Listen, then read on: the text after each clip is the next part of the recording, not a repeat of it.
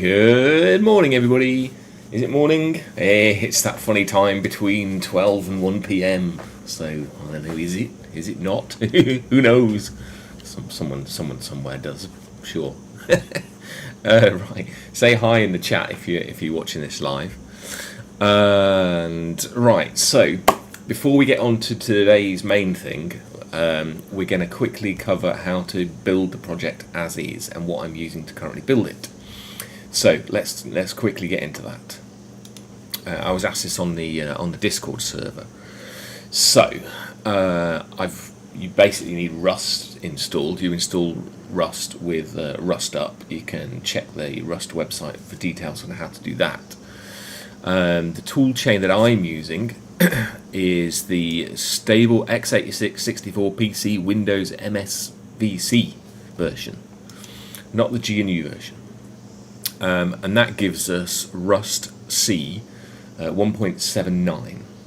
I don't currently have this set up in a tool chain because you can set up the version of Rust that you use in a tool chain file. At some point, I'll probably do that and fix the tool chain so that it's always on a known working version. Anyway, once you've done that, you clone the repo. The repo is on GitHub here. So you would basically copy the repo URL, and then you would go in a new directory. Say that it didn't exist, you would go git clone and then whatever the URL, and that would create the MakerPnP folder, right? And then you go into the MakerPnP folder, and you should have the same files here that you do in the repo. So you see we've got the cargo files, readme, source, tests, and assets, which is the same as what you see in the repo, right? Then once you've done that, you go cargo build -- release to make the non-debug versions. Cargo build release and then features equals CLI, and that should then build everything, which depending on your machine it may take a while or may not. My machine's got quite a few CPUs, and the Rust compilation process works well over multiple CPUs, so it doesn't take too long. And there we go, it built. And you can see all the dependencies that it had to compile in order to do that, which is quite a lot, really. Right, and then after that, if you then look in target release, you'll see a bunch of files. Thus, and then you can run these files. At the moment, the project only has the two executables for creating assembly variants and for job planning, and that's it. Currently, there's no machine control or anything like that, and no pretty report generation tools or any user interfaces, GUI interfaces of any kind. It's just the two CLI tools right now. But that's how you build it. And then to run one, obviously, depending on the shell that you're using, I'm using MSys 32U CRT shell here, which is, for those not familiar, MSys 2 UCRT 64. I think that's what I'm using, and there's a list of environments there, and it's this one that I'm using. You could use PowerShell, or you could use command prompt or terminal in if you're running on OS X or Linux or whatever, but I've not tested those yet, so your mileage may vary, but they should be okay. I don't think there's anything there shouldn't be anything Windows specific. If there is, open an issue and then we'll get it fixed. And then you can run those from your shell by going target and then target release and then the name of the executable, and then it shows you the help for each one. Thus, and that's it. That's how you build it. That's how you build and run it. Right. If you want to run the tests to make sure that everything is okay, you can change the build to test, and that'll then compile all the test dependencies. And this is we're going to run all the tests in release mode as well. You can run all the tests in debug mode by removing the release argument. Just quickly do this. And we'll see what happens. Everything passes. There you go. So if you run all the tests and they all pass, then you should be good to go to run all the tools. They should work as we want them to. Right. Okay, let's move on. Finish. So let's bring up the list. So when we were doing the dog food in the other day, it was quite a while ago now, we wrote down these things. Add command to reset placement operations, and also log placements as they are made. So we're going to do the second one first, placement history, right? Because these two are related, because you want to record the history and then you want to reset it and then perhaps run the job again, right? But the order of things that we need to get right is this log placements thing first. So yeah, let's see what we can do. What do we need to log, I suppose, is the first question. Let's see if we can work that out. I haven't even thought about this at all, other than the fact that I know we need it. Let's see if we can work it out. What are we doing? So when we do a placement, let me find my test. That's where it is. Here we go. We have one operation that we do, which is a record placement operation, right? So probably in here we need to assert that some log appears in a different place than normal. Now, the project itself records which placements have been placed, but the log is different to the current state of the project, right? Because we want to be able to reset the current state of the project and which placements have been made so that you can run the job again, right? So, what I'm feeling is that you need to probably need to log the placements to a separate file, and then is that going to be enough? Probably. I'm not sure. There's a couple of other things that are floating around in my mind now that I'm thinking about this. Like maybe in the project file itself, the project file maybe has a list of the dates that placements were placed on, or something like that. But you can just get that from a log file, so perhaps it's not necessary. So let's just do the logging of the placements. So what does this test do? It goes when we record a placement operations with this path, then it prints it on the screen. What happened? Right? So in the cases where we're setting the placement flag, the operation actually occurred, as opposed to someone running the command twice, the same command twice, with the same list of objects, right? Then we need to record the time, the date, and the object path that was placed into a separate file. So,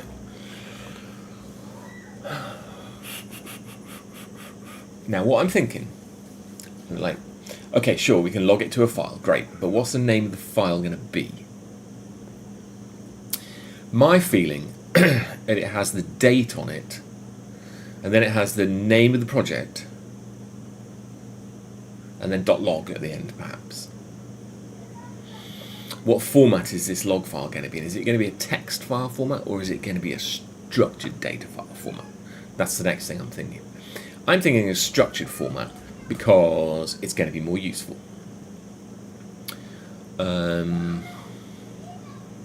Because then you can parse it, and then you can, perhaps use it as the source for doing the optical inspections at some point in the future. Because there's no point looking at a board with optical inspection if there's no component there, so you need to know which board it was, what date it was, and so on. So yeah, we'll have a go at this. But what happens if you want? Okay. If you sort of did 2 assembly runs in a day,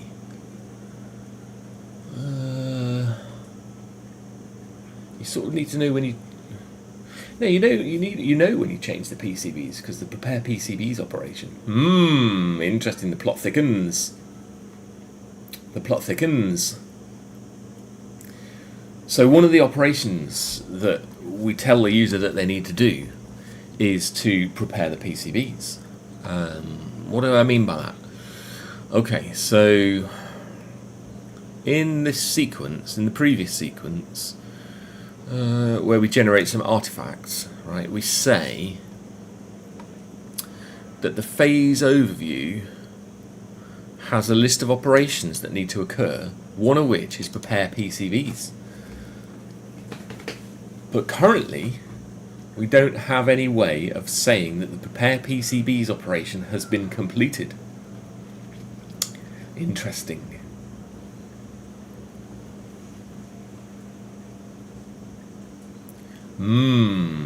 Okay.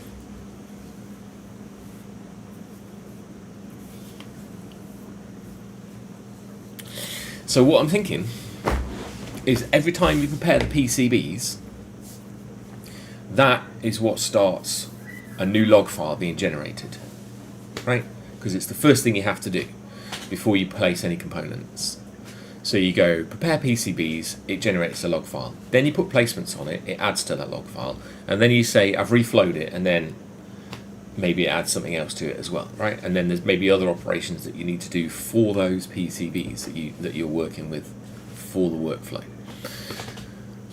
So before we can add the details of a placement being written to a file, we need to make sure that the file exists and give it a name as part of the running or saying that we've completed the prepare PCBs operation. So it looks like we need a new command. Or we've fucked around with the existing command. Let's have a look. Because at the moment we've got like this record placements operation, but perhaps it's actually just record operation, which takes like different arguments or something. Let's have a think about it.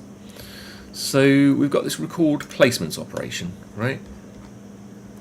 And we say record placements operation, and it takes an object path. So if we said record operation, right, and the object path patterns were required for the placed operation, it gets a bit complicated to write clap constraints for that, doesn't it? I don't really fancy that. I think maybe keeping it separate might be a better idea. Let's keep it separate. It's just too complicated otherwise. There's too many sort of weird edge conditions and if this, then that, and then no, I'm not doing it. Okay, so we're going to do new command, record operation, and record operation is going to be one of the operations that you've done. Right, and some operations are valid without placements and other operations are not. Right, and if it's a normal operation, you use one command. If it's a placement operation, you use the other one. So, okay. So I guess above this, we're going to need a new test. Let's do it. Here we go. We're going to run a command. It's going to be great. Here we go. Right, and now we've got to fix everything. So let's say what we're doing here. So this is 11 record operation, record PCB operation. And it may be that some state should be checked, or you might get error messages if you haven't done this already. We can work that out later. Record. Let's just go record operation. Right. So we run a command. It's number 11. So this needs to be number 12. Let's fix the ordering of these things first.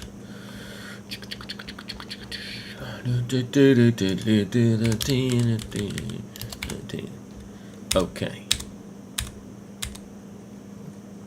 Okay. So we run a command. It's going to have some arguments. and it's going to contain some assertions for the trace log. So we'll just borrow all this lot for now, and then say to do, right? Why is it complaining about that? Oh, and then we have to go OK, whatever, and that will shut it up. Right. Record operation.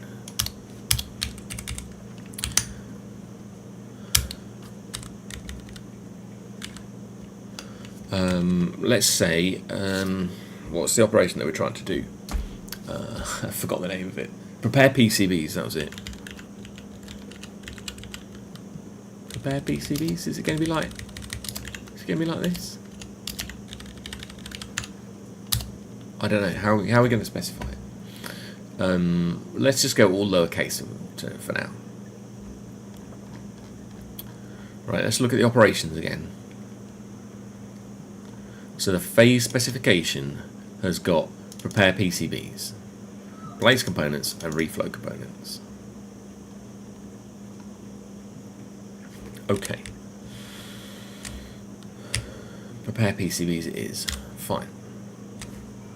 Well, we need something else, don't we? We need the phase.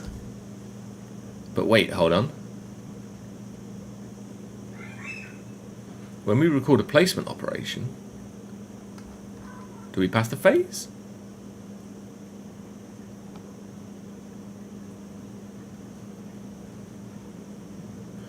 The phase is implicit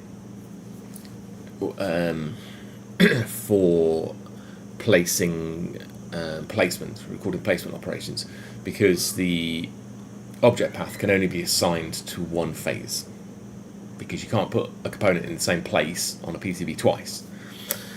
So it's implicit. So, but for this one, we're going to need the phase argument.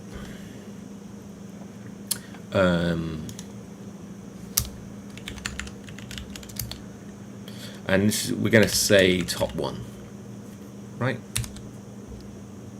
Seems reasonable. Yeah, okay.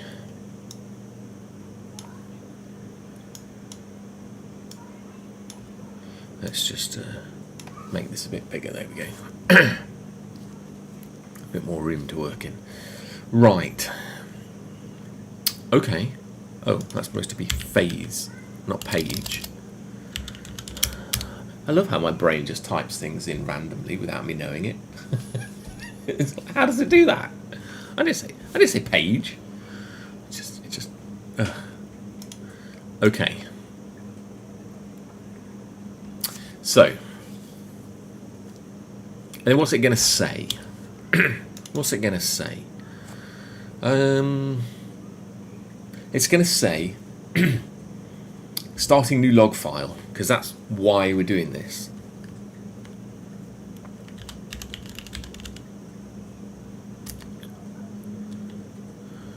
Let's say creating new log file, and then we'll give it a thing. Right. Now we've got this trace log path thing, we've got phase loadout paths and all this thing. This is going to be a temporary thing, right? So in the context for this test, we're going to create a new thing that both of the other tests, the one that we're working on now and the following test, can use to locate the file. So we're going to build a file name here. So phase 1 loadout file. So let's say phase 1. Is it phase 1? Yeah, log.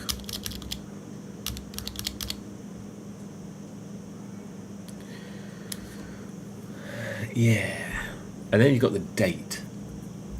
And then you're in this really annoying situation where if you run this test just before midnight, right, then the date that is picked in the test file and the date that is going to be picked in the production code might be different if it just switches over, which is really annoying when you want to use dates.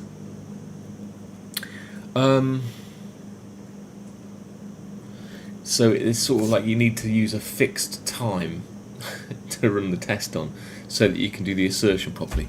It's really annoying. If I want to put the name of the date in the file, which I do. Oh, that's going to be a pain, isn't it? Oh no. Then we're going to need like time providers and all the rest of it. Okay, look. Let's do it without the date and time, and then maybe add that as an improvement later. Phase 1 log path. Right, phase 1, top 1, log. And let's say JSON here, like this. Okay.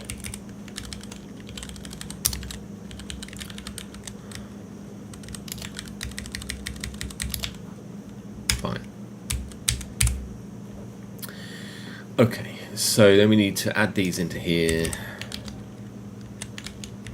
Right, next to the phase? Yeah.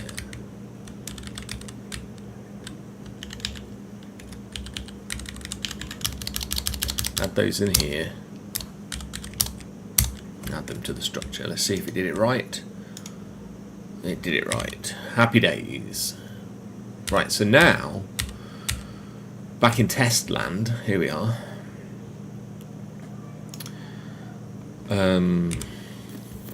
Well, we're going to need to break this out to a message, because we need to format it. Right, and then this is going to be context dot phase 1 log path.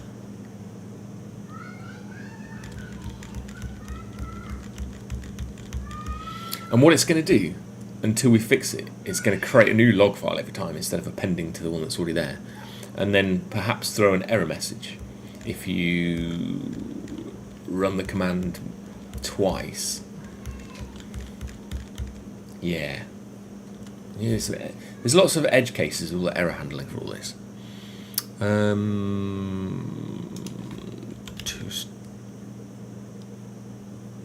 Twoster? Yeah, there we go. Let's give this a better name.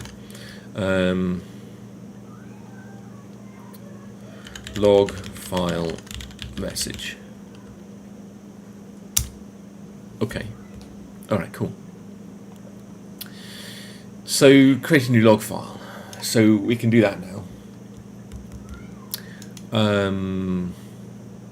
Yeah, let's go just enough to make the production code change, and then we'll come back and then add assertions for the content of the log file shortly. Okay. So we've got record operation, phase, and operation. Command line arguments for operation are going to be fun, because you can't validate it easily until you've got the name of the phase and have loaded the project file and all the rest of it. Ooh, we might have to do some funky clap validation now. I mean, you could do it at the clap level, or you could do it lower. It feels like one of these things where you don't do it at the clap level, you do it at a higher level, so that the same higher level errors can be used by GUIs as well as CLIs. Interesting. Interesting. Okay, let's do it. Bin, planner, let's go.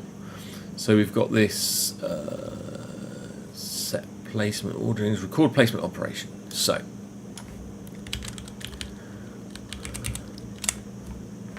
record operation.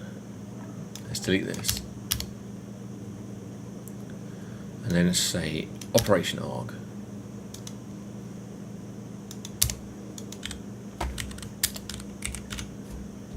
So we need an operation arg. Then we've got this phase as well. Oh, wait. What happened there? Copy. There we go. So we've got this operation arg. Now, what is this going to be? I guess we could have a short list of all the known operations, right? And it could be an enum. But then we might later find that that operation doesn't apply to the project phase at the time that you run the command. Let's try doing that. So we've got this placement operation arg, right? Placed. So let's borrow that, and let's say operation arg, and let's deal with the first one.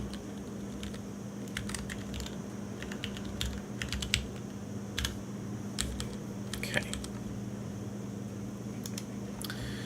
Right, that's it for now. We need to be able to convert this from an arg to a placement operation. Well, to a placement or to an operation. Interesting. Okay, I'm not going to do this yet because I'm not sure what we need to do there yet.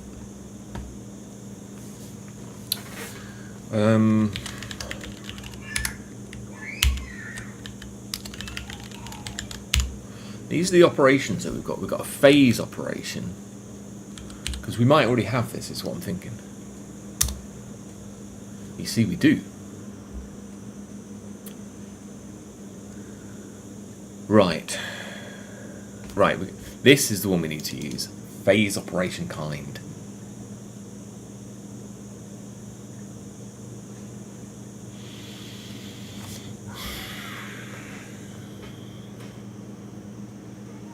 Yeah. Okay. Okay. Let's look at the test again for a moment.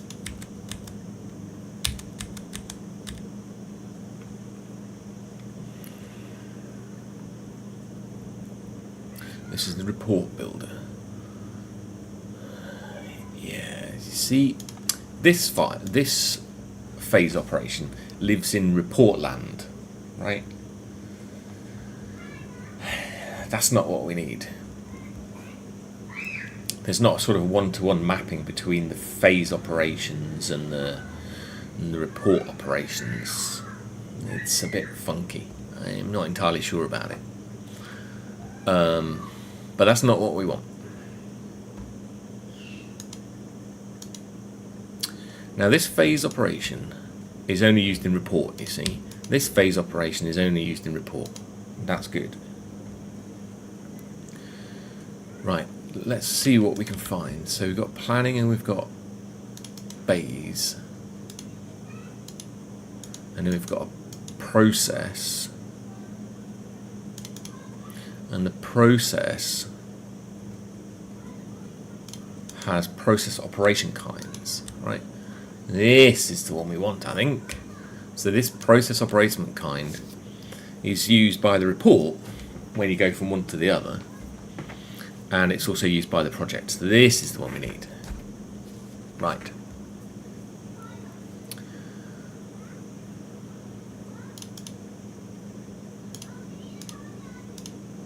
So load PCBs. So there's a sort of difference between like loading PCBs and preparing PCBs. So our CLI little argument thingy that we had in our test should probably be load PCBs. Right.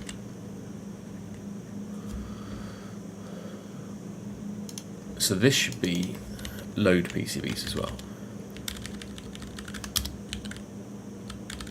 And it may be that we come back and change a few of these things to consolidate them a bit, or it may be that they are supposed to be different. Not 100% sure right now. So we've got operation load PCBs, great. Right. So what we need to do is go from an arg to one of these. So we need to go impl from operation arg for this. Right. You will need to do that, but not just yet. Process operation kind needs an import. There we go.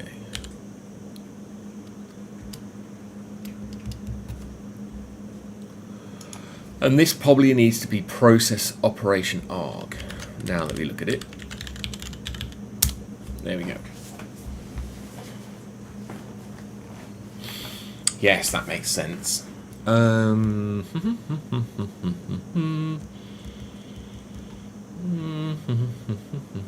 Yeah, okay. Okay. So operation, yeah. Okay, that's looking okay. That's looking okay. So let's go back to this. So we've got this. So now we can add process operation arg here and import it. There we go.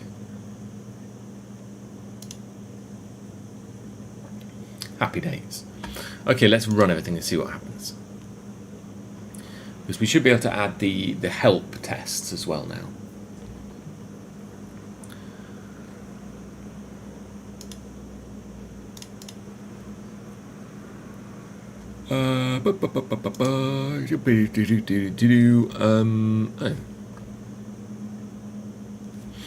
Oh, is this one of these cases where we do this?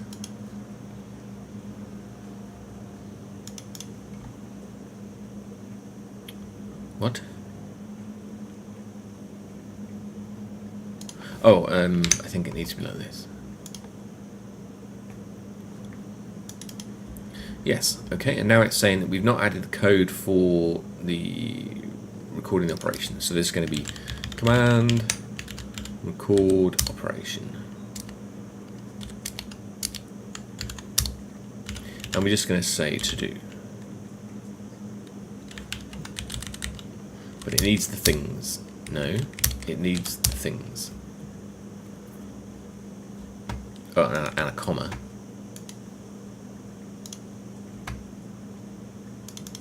What have I done? Oh, I missed the character there. All right. Okay, now it should run. How about now? It's going to fail, but that's what we want.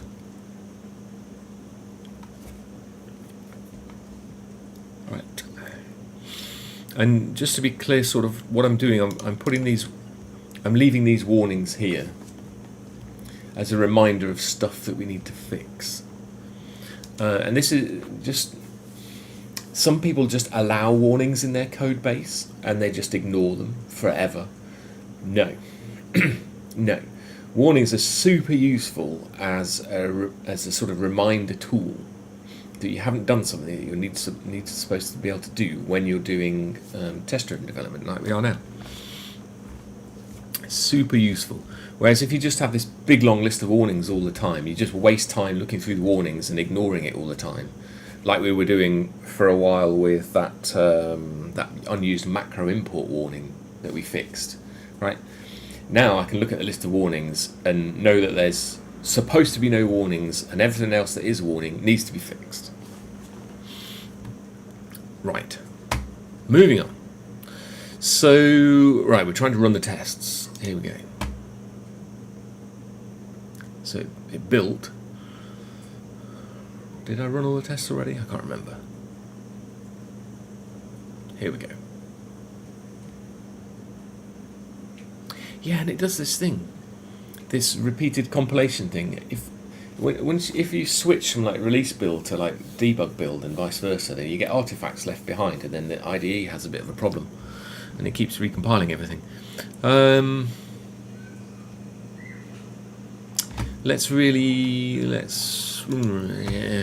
me remove my target directory. Right, and let's just rebuild that now.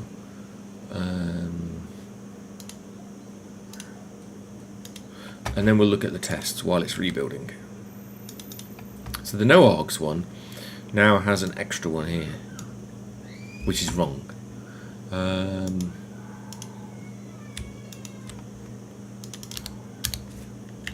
So this is really a phase operation, isn't it? Because you have to supply the phase. So should this be record phase operation? Yeah, I think it should be. Which means that our test should probably be phase operation. And this should be phase operation.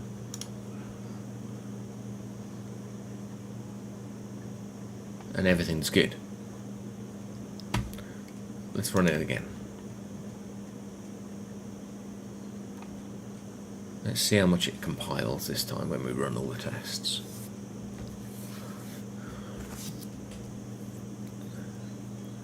And morbid curiosity is going to get the better of me. I'm just going to press run again.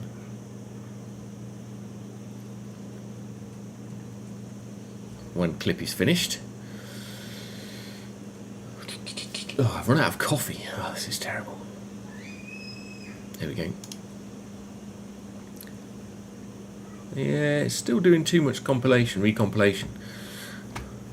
So I don't think it's artifacts in the target directory. I think it's that IDE's confused. Look, it shouldn't be doing all this. It's just done it. Let's go and validate caches. But before we do that, I'm going to do this. And then we're going to do this. Right.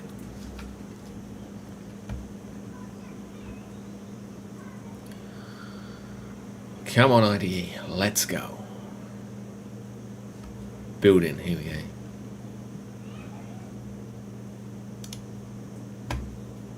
Come on, reload cargo projects. Update workspace info. Vendoring. And it's re-indexing. Right, we've got to wait for it to finish the re-indexing. Okay. Yeah, we've got to wait. Yeah. Well, the kids are very noisy in the pool today. We've got a screamer.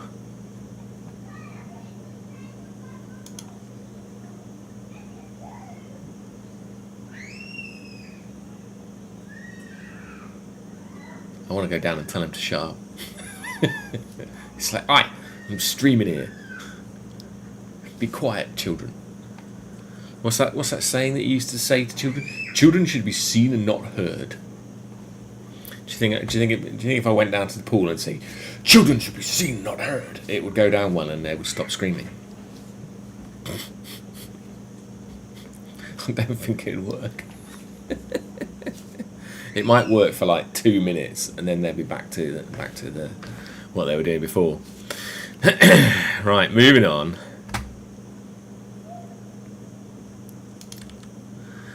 Right, finally, here we go. Okay, so we've got this. Let's deal with this first. Help. No args. Here we go. So now we've got the right thing. Here we go. That makes more sense, doesn't it? Look at that. And we're going to schlep that in there. No, there. Okay, so that's fixed that. But we need another help now. Right? Because we've got this help for record placements operation. So we're going to need another one of these. And instead of it going underneath that, it's going to go above that. Called phase operation. It's going to take a project name. And I'm very happy to see this here. This is great. Because we had to fix this the other day. Because that pesky project argument being required when you run a command. Phase operation. We don't give it object paths. But we do give it an operation. And a phase.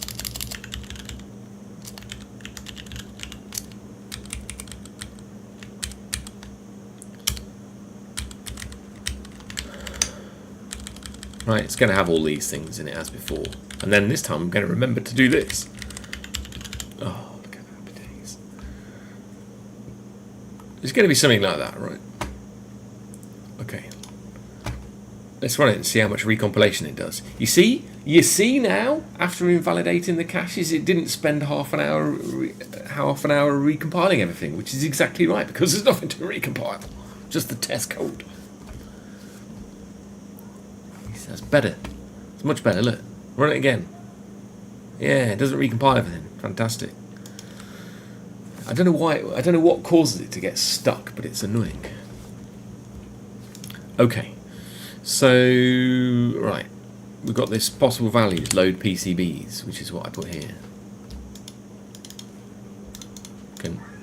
It won't let me double click to select it. That was weird. So we've got phase as well.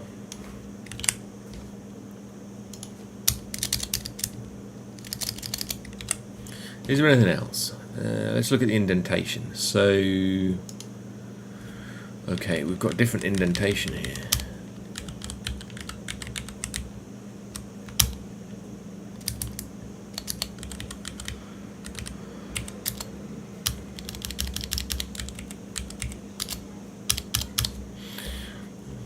Let's just run it again now and see what happens. See how far off the mark we are. Oh, wrong one. Oh, it passed. Okay. So this is what we're supposed to be writing a command to do. This is how the user's going to use it. So now let's fix this, because it says not yet implemented. So this is where it's failing. So now we're going to make it do it. And forevermore, we're going to know why this code exists, because we've got a test for it. So we're going to need to load a project in order to verify that the phase that we've passed on the command line is valid for it, right? And then we're going to need to get the phase.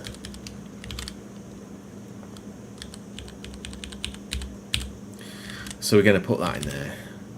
And we're going to need to rename these a little bit. If my brain lets me type things properly. Right. Now, where do we record it? We know we want to record it in the log file, and we know we want to create a log file, right? But we also need to record it in the project itself, don't we? So that later we can go reset. And also, so that we know we have prepared the PCBs. Let's have a quick look at the assertions for the generate artifacts. Well, you see, we've got record placement operation for phase of generate artifacts. Placement operation. Let's look at this one for a moment. No, you see.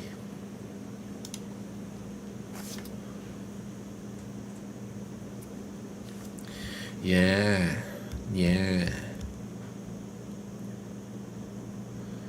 Because we're going to need to poke this a bit as well.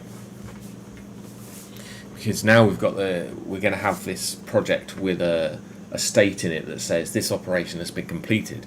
So when we look at the phase overview, that operation should be listed there, and it should be marked as completed later. But in this test, it should be marked as incomplete. So we need to fix that as well. Let's put a reminder here. Phase overview. To do add here. To do add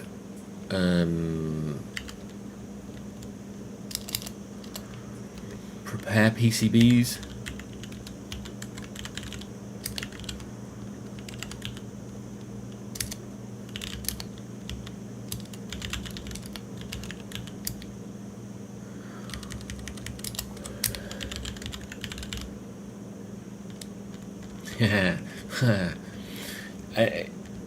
It's going to be an error, isn't it, to record a phase operation without preparing the PCBs first. But that's okay. The order of our tests will allow it. It's fine. But there we go. Okay, moving on. There's a lot to think about here, isn't there?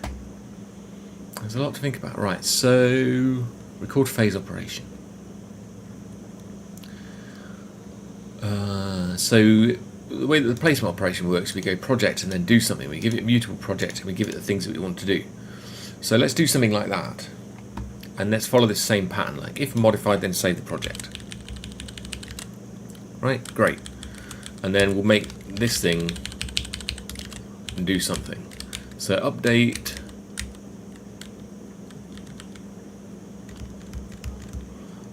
phase operation. And let's give it the phase.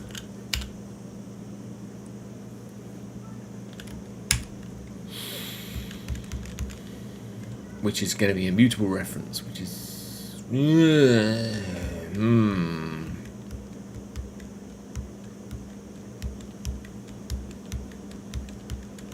we want to pass the phase here? Or... Let me think about this.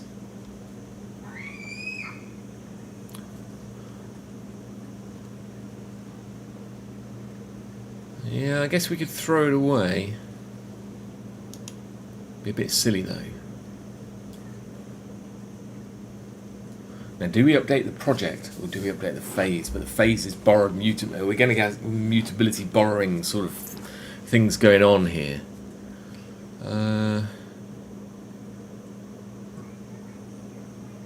Because we're doing get mut here.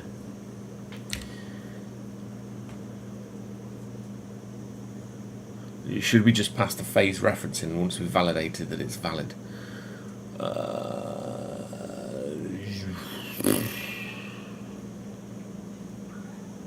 I don't know. I don't know at this point.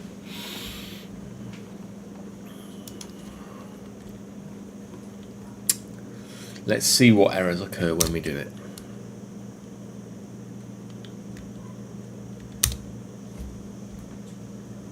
Okay.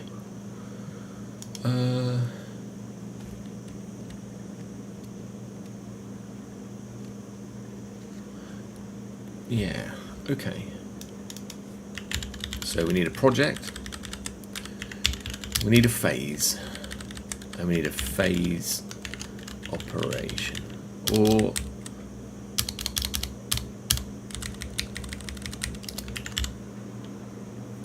was it this one? A phase operation kind, or was that the report one?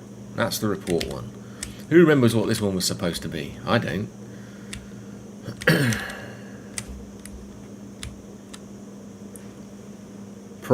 Process operation.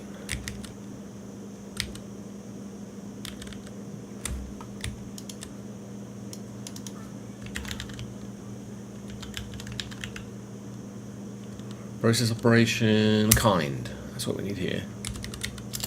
And it's going to give us a boolean back. And we're going to say false.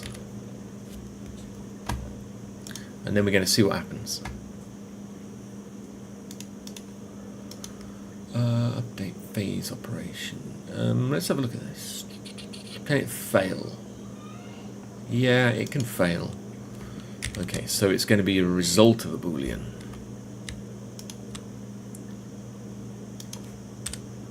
Any our result bool. So we're going to follow the same pattern here, which I'm not 100% sure is the correct pattern, but it will be consistently wrong if we're going to be wrong.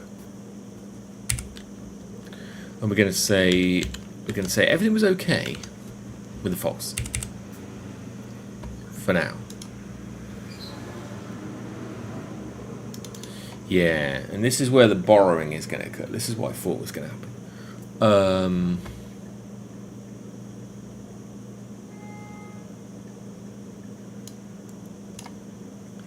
Let's not give it a mutable phase. Let's just give it a phase, right?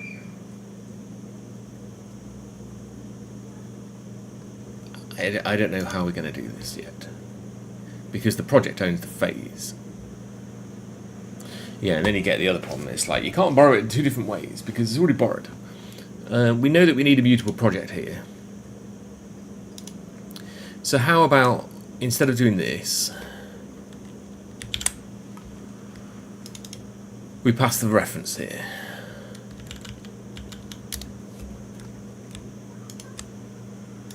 And then we move that code with the error in it to here.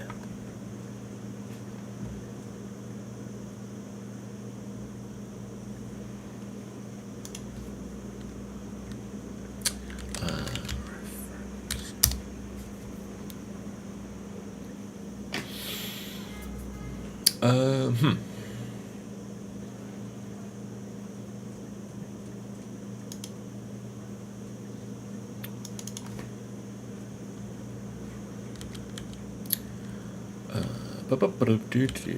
Project phase is it okay or phase error? We need an import for phase error. Let's just see where phase error lives. It's in phase, that's fine.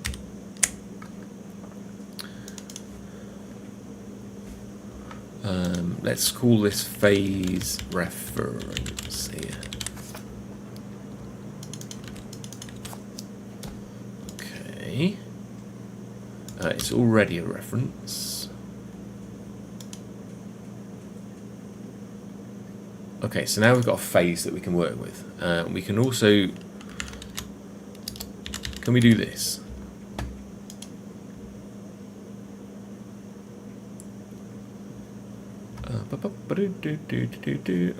Pass the reference. Yeah, we can. Okay, so we've got the borrowing issue sorted out now. Probably.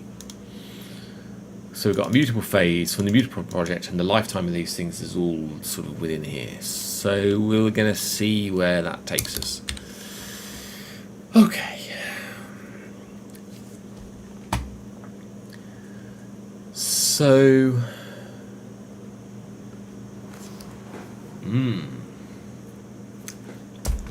let's look at the phase.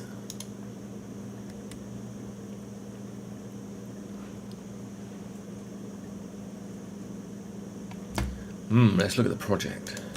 Like, where are we going to record this?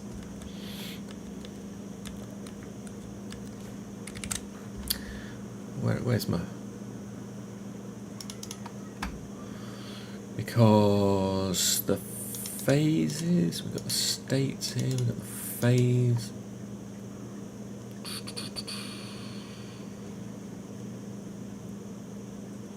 Placement state, see we've got the phases. Should the phase have state in it is what I'm trying to work out.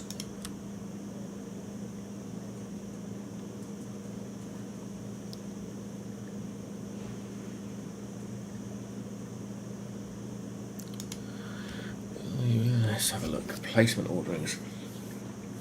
We mutate placement orderings sometimes. Let's see when that happens.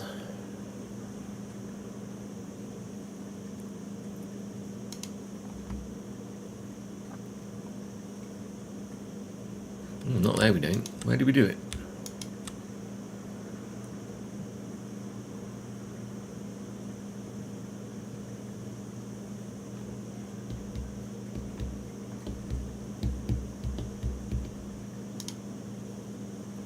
Where do we do it? Placement orderings. Oh, that's where we're... Alright. Uh-huh.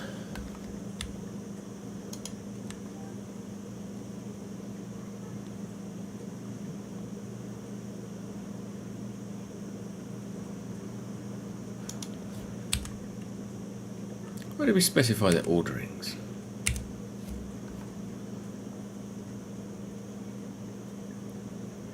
Sure, we had something somewhere for this. Set placement ordering. Here it is.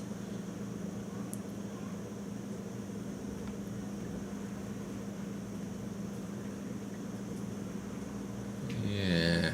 Okay. It's possible that this bit of code here should live in the project file. It should be extracted.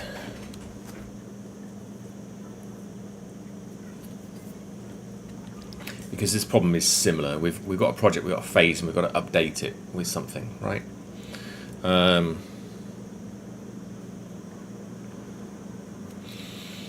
Let's refactor it now.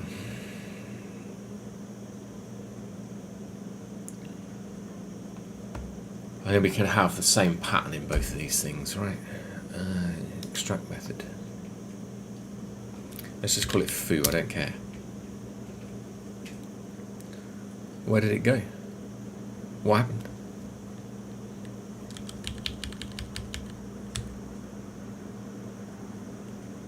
Huh? Where did that go? Oh dear. Where did... what? Foo? It says no, you... That's weird.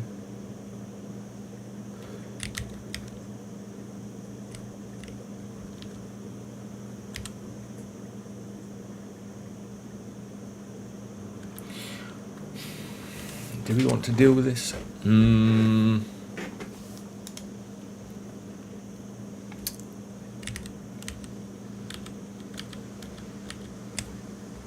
It didn't call it. That's really weird.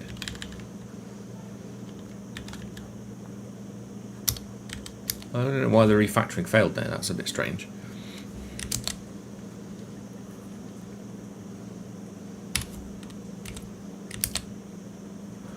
I can't remember how to bring up the help for this.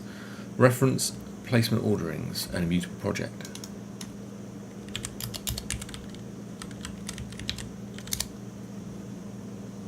Project reference placement orderings.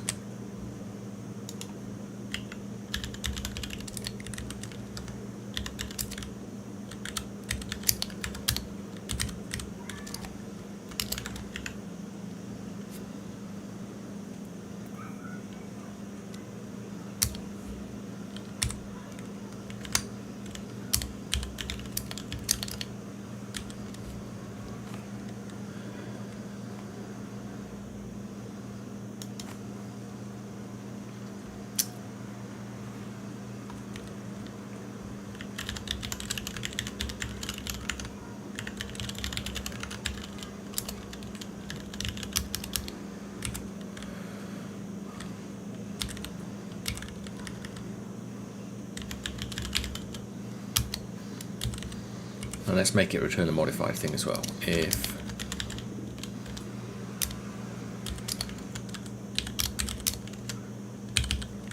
don't need brackets. We're not in C or Java land. Golly. Right, and then this foo method that we've got down the bottom. We'll move next to where we're futzing around in here. Somewhere down here? Yeah.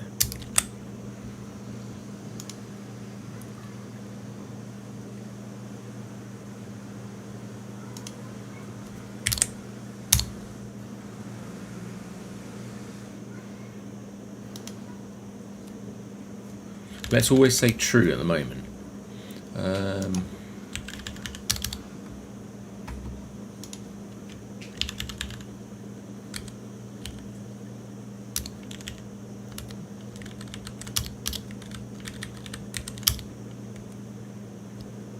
we'll be consistently wrong. And the name of this is going to be set placement orderings, isn't it? Update placement orderings. We need to make this return yay or nay.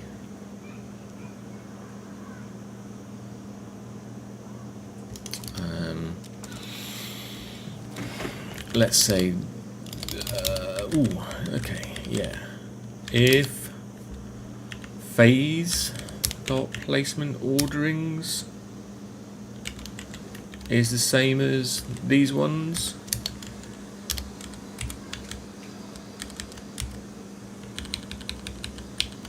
and do this.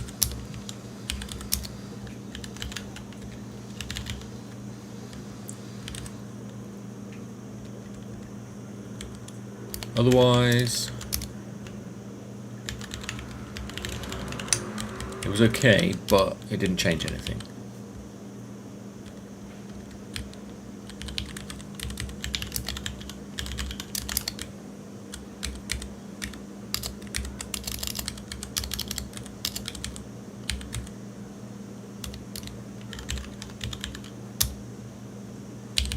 With a semicolon.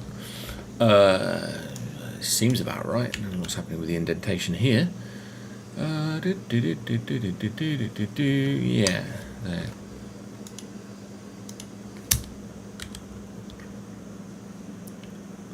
Poke this a little bit.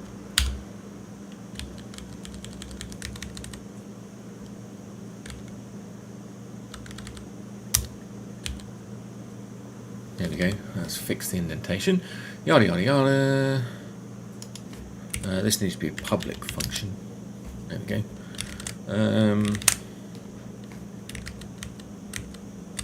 Okay. Let's see what happens now. Okay. Oh dear.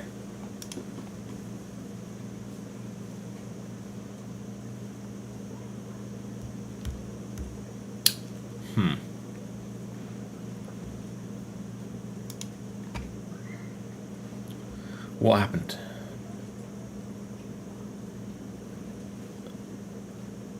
It panicked.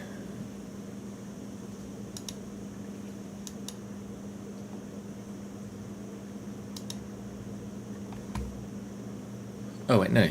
That's panicking. But there's no content left. It just didn't print out the message. Why would it not have printed out the message? We're getting a little bit sidetracked here, but I think it's probably worth doing. So, this is already one of these. This is already a reference.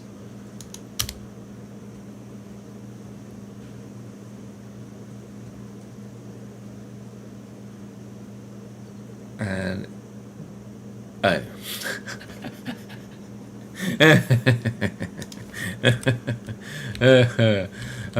Dearie me. You can see the error, can't you?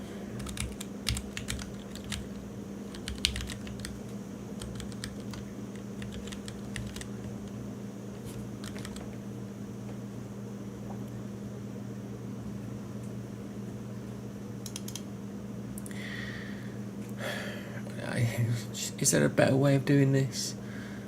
Let's say I don't like it. Let's go fail fast. Okay, yeah, no, it's fine. It's fine. That should fix the other test. It does. Right, good. So we've refactored that, and now the update phase operation is going to work in a very similar way to the update placement orderings thing that we just extracted. So let us continue. So we were trying to work out whether the state should be on the phase, and we've already got some other state on the phase which can be updated, and that state is the placement orderings.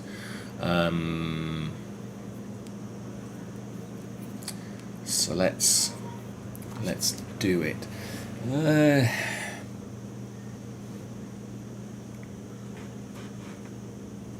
You see, I'm just not I'm not convincing myself. Because the next command that we're going to do is going to be reset state, right? The placement ordering is not state, that's more the definition.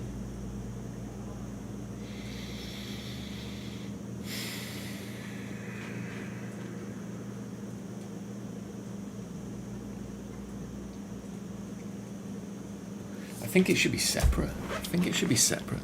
Let's look at the project again. Right?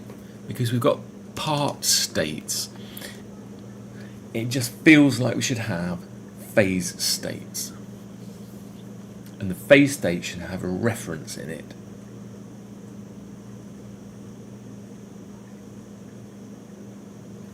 And it can have a list of operations that have been completed or not.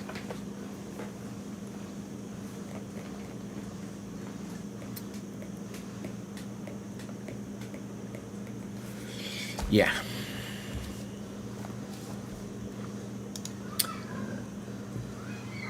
Let's go with that. Let's go with that.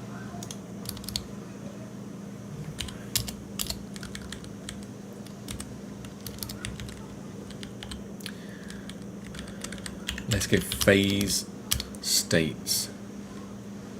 And it's going to be, what is it going to be? I know we want to phase state. Right, so let's write phase state over here. And I know we want to reference. And, 'cause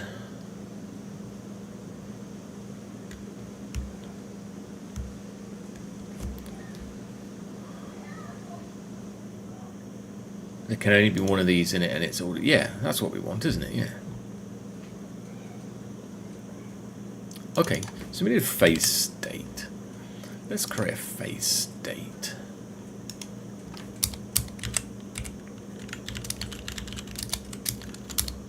And then we've got to make it serializable and all the rest of things, right? Let's have a look at placement state and borrow the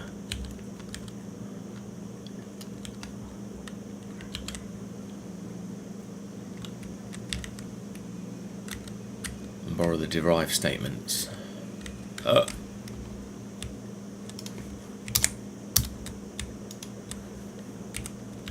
we go. So, great, it's an empty structure.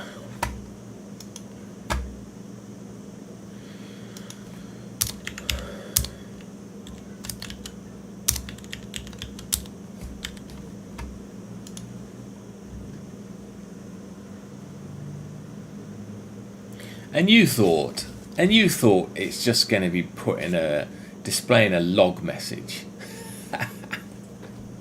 How wrong were you?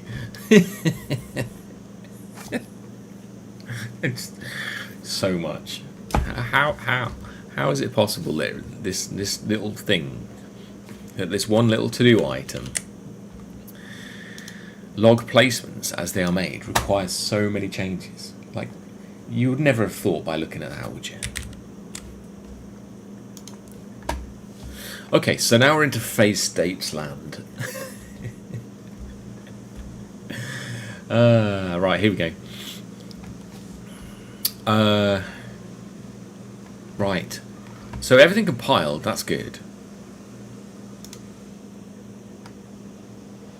Okay, now when you add a phase, should it have a state?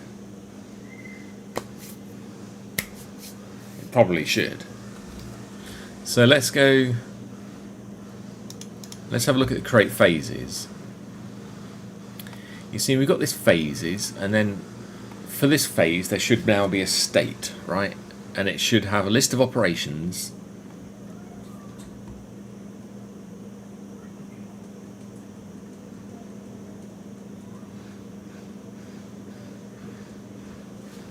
which haven't been completed.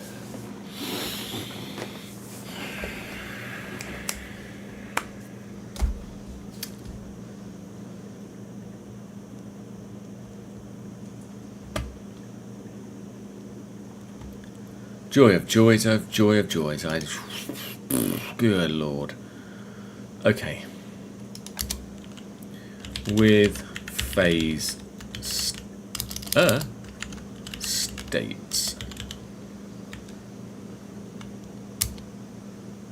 And we're going to say it's a reference of a list of things.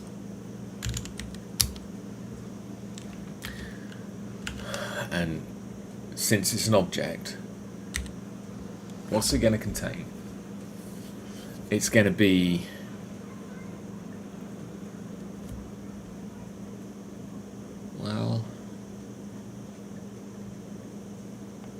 yeah.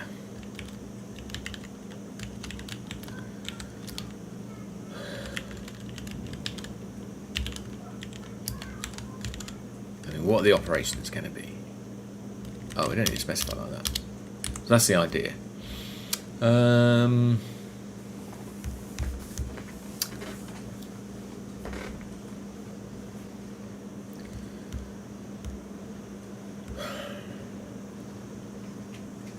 Let's look at the process, because the process has a bunch of operations.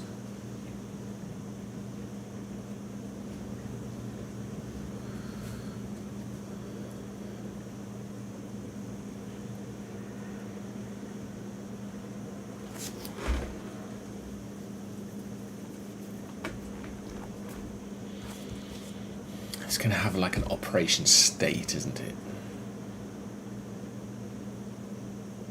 It's going to have a map of operation kind to operation state.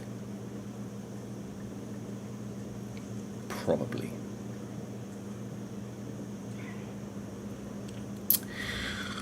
Good Lord.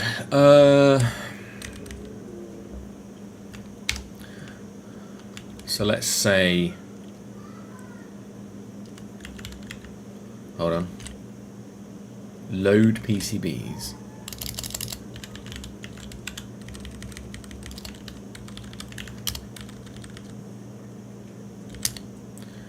And let's say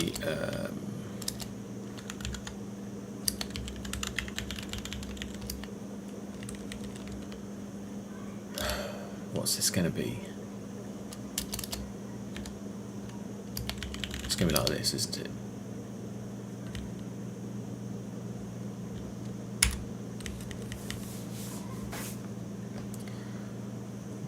Oh, this is going to be a nightmare. I really want to use like the enum variants in this builder stuff. It's doing my head in. Let's just deal with the completed state first and go from there. What do we expect to have here? So we've got a PCB, we've got the, have we assigned it pick and place? Yes. Therefore, the phase states should contain more than that. There should be another one, which is automated PnP, which hasn't been completed, and reflow components.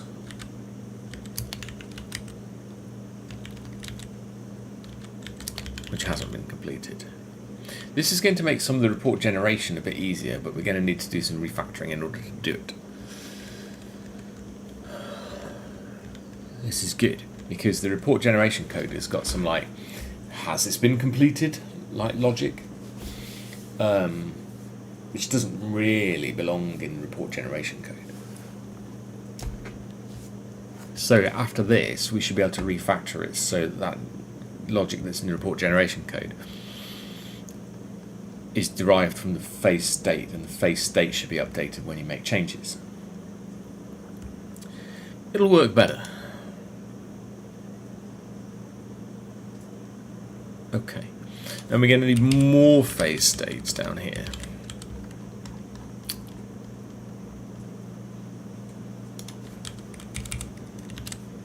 Right, and it's going to have a different list. Right, it's going to be load PCBs, yes, but it's going to be manually solder components.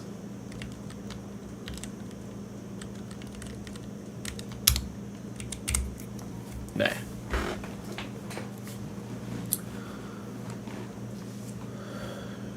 Right. Okay. So we've got this with phases. Let's borrow that. With phase states. And we said it wants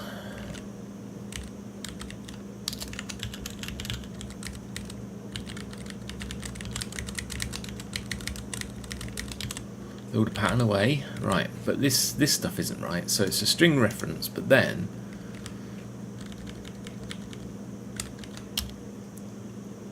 it's a list of string references and a boolean.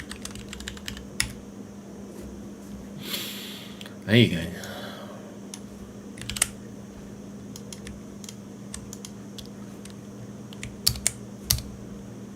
See, it just never gets that right.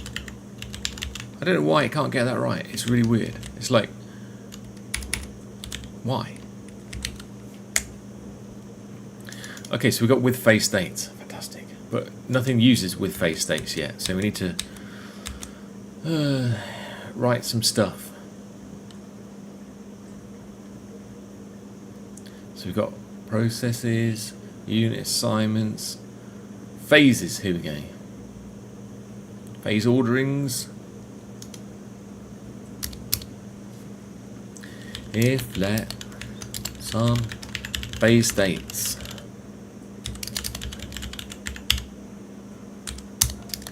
If we've got some, then do something.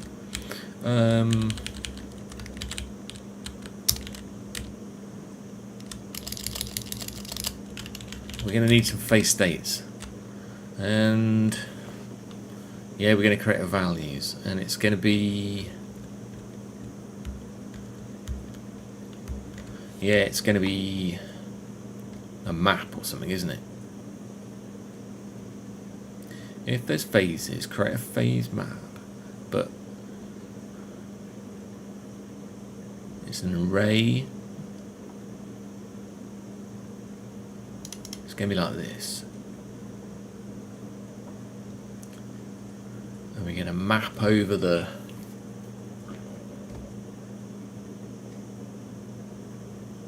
yeah, okay.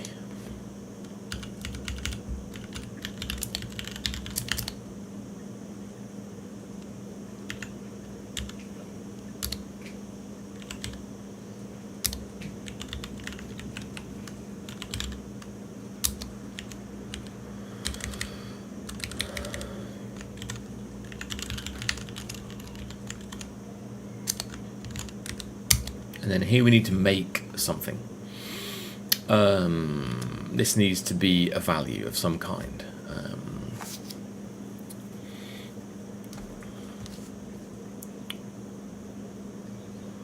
And the phases works by having an array with two things in it. And the first thing is the name of the reference. So we're going to need the same thing as this.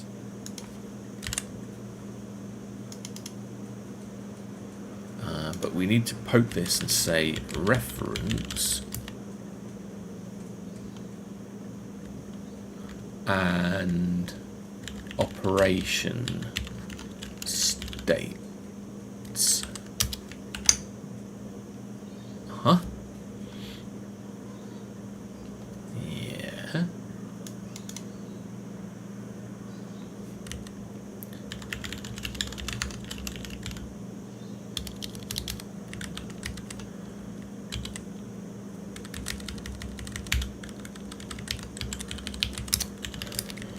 So we need to create this.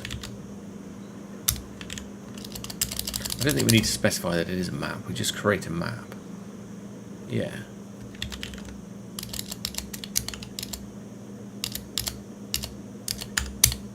Oh, the way that the cursor moves around when you're doing that is really annoying. Right. And then we need to add things to it.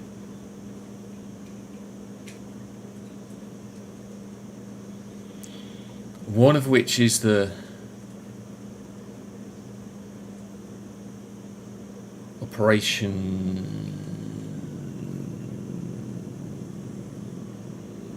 reference. It's not really that.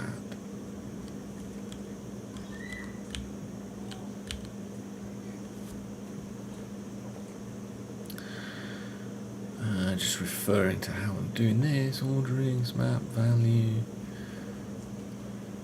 Yeah, okay. So it's supposed to be the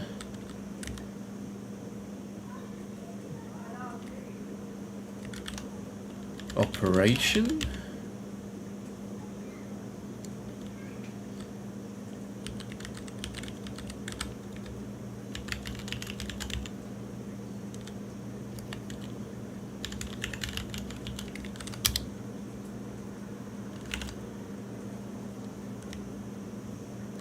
Oh, no. This is an array, isn't it? We need to iterate over this.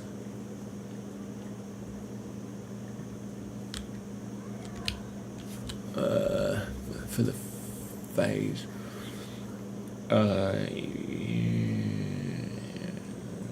What is this? No. No, we're going pear-shaped, aren't we? It's an array of operation states.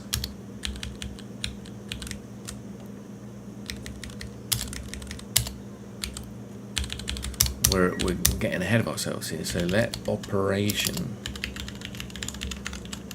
states is a value.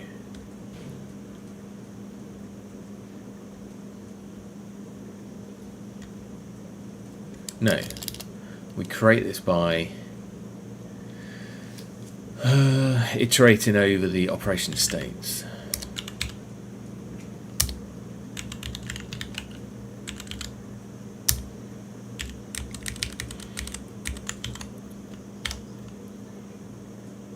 And this is going to be the operation and the completed flag, right? There we go. Now we've got it. Right. And then we have to say, this is where we create the map. There we go. And then the operation is the operation. There we go. And then we add the completed, which is going to be a boolean of completed. That's it. There we go. This needs to be mutable, and we need to return it.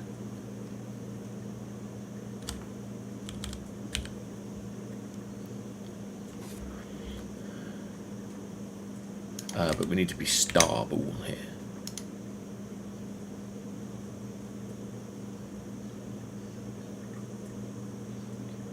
Is not implemented vec of value. Why?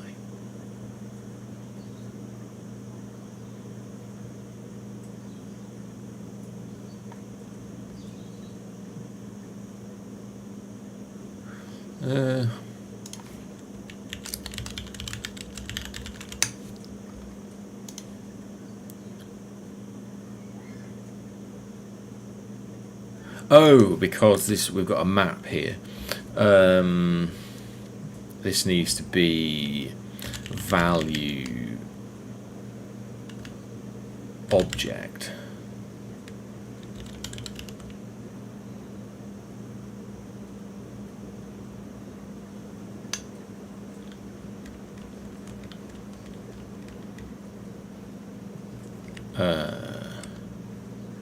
With a map in it, I think.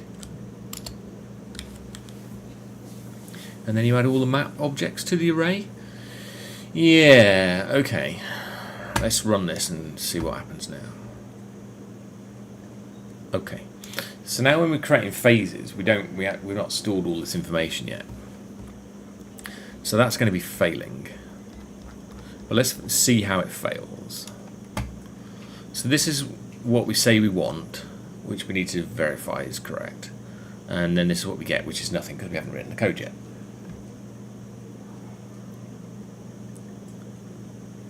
Which looks right. And then let's look at the next one, because this should have the other one, the other phase. Here we go. So the first phase has three things that need doing. The second one has 2 things that need doing. Okay. Okay. All right. All right. Okay. We're getting there now. We're getting there now. Hi, everybody in the chat. Don't forget to say hi in the chat. It's over here. Look. Righto. So we need to make that happen, right? And let's remind ourselves why we're doing this, so we just make sure we're not going too far off track. It's because when we want to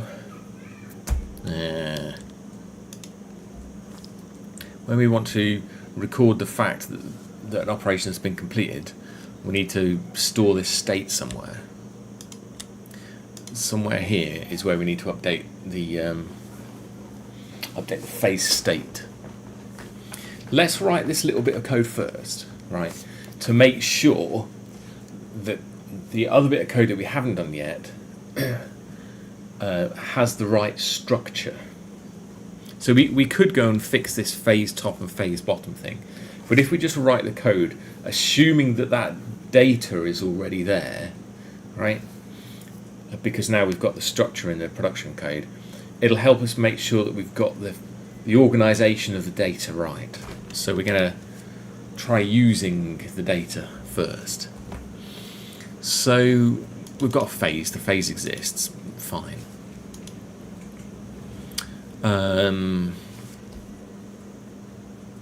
Right.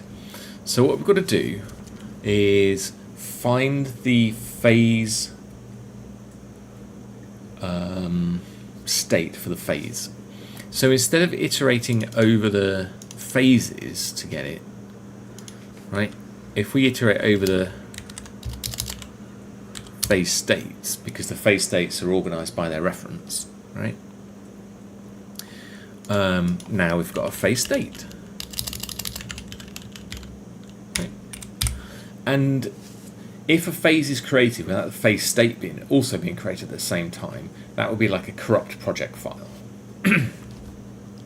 So we can assume that the phase state should have an entry for the phase that we're trying to work with.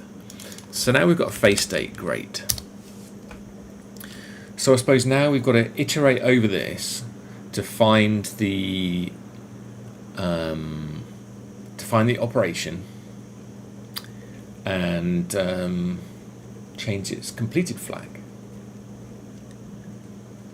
Okay, that doesn't sound too bad, but I see some problems already. Well, maybe. Okay, let's try it, and then I'll tell you what I'm thinking in a moment about the other possible ways that it could fail. So we've got phase state dot. Well, what have we got here? Phase state. What's in phase state? Nothing. We don't have anything in phase state. So we need the operations, don't we?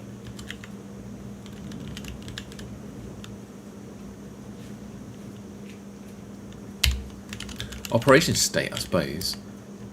Probably a B tree map of operation, because it can only occur once. If at some point the same operation can occur multiple times, that would be pretty mad. I don't think that's ever going to happen.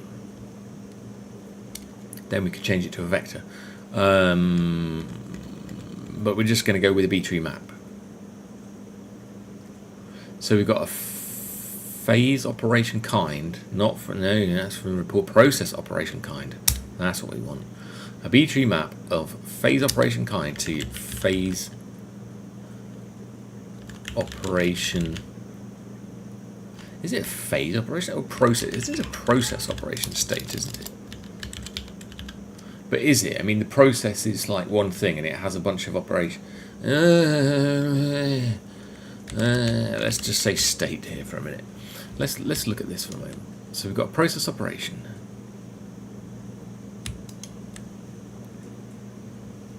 A process has just got a name and it's got a list of operations. Right. So it is a process operation state, which is different from the process state itself, which I don't think exists. So process operation state. Yeah, that makes sense. That makes sense.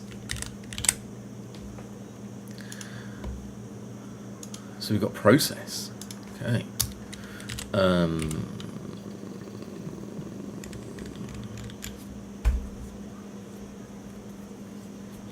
Now the problem is, yeah, okay.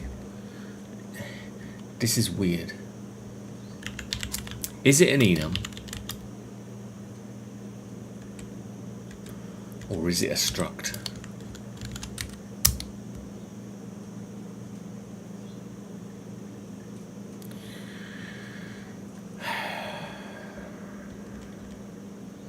Does it have a reference to the type of operation that the state is for? Currently, no, none of these things. No. There's only one type. It's just got a completed flag in it and that's it. So let's just go with that for now.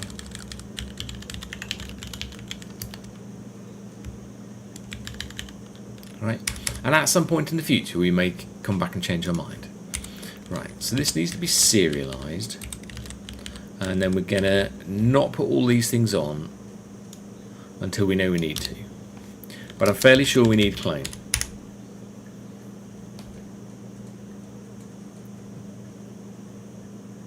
Oh, struct. Okay. Alright, fine. So now we can go back and import this, right? It needs debug. Process operation arg. No, not process operation arg. Kind.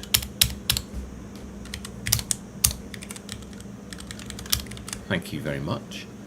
Right, still complaining because ord is not satisfied on the kind. Is it on the kind? No, it's fine. It's just the IDE not keeping up. Alright, fine. So we've got this operation state which we can now iterate over. Phase state.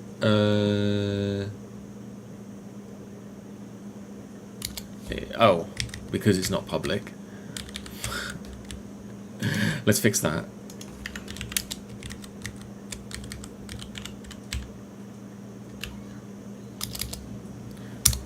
Dot iter, right?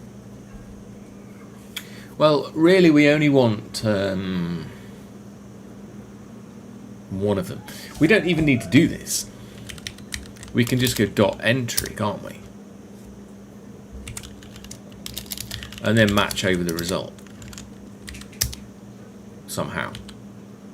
And we need to get it by getting the operation.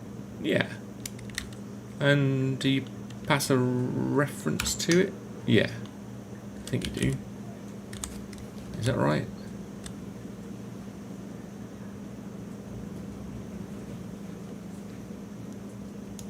I was right to start with. What's the problem? Oh, it's just moaning about non-exhaustive patterns. Well, I know that. Right. Now, it would be an error for this not to exist. So it's always going to be occupied. So I don't think matching over it is right. I think you can go and modify.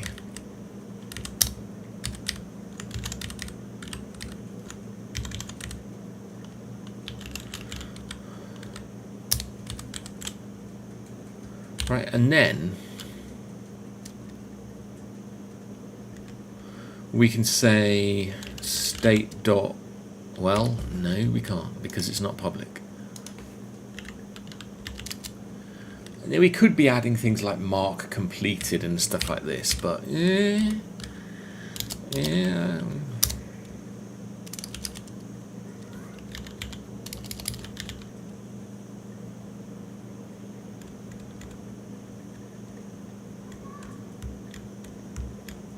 I mean, at the moment we've got update phase operation, but it's like, what are we updating? I mean, the only thing we can update is the fact that it is completed.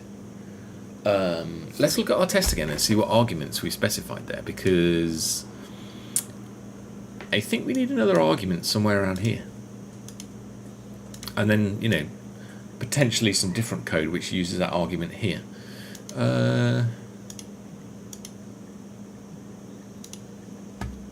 So what we said was record phase operation.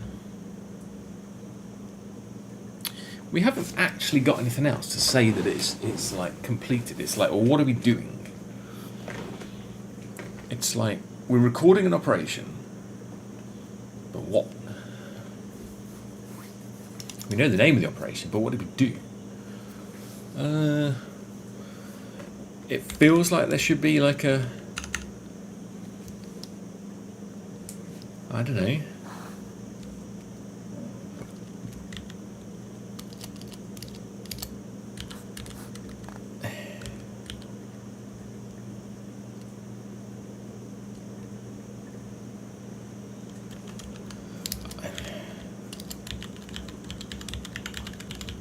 I don't know.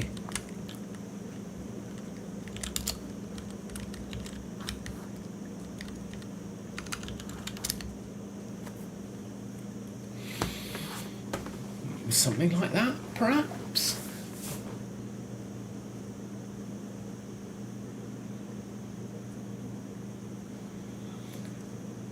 It's the only thing we can do with these things at the moment.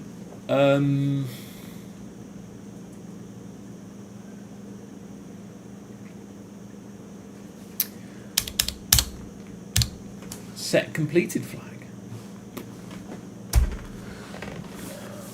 And then, you know, maybe if there's other operations and things that you can do and you can set other properties on it, then that would work, right? But that's what we need to do. So now we've got this set argument to deal with. Okay.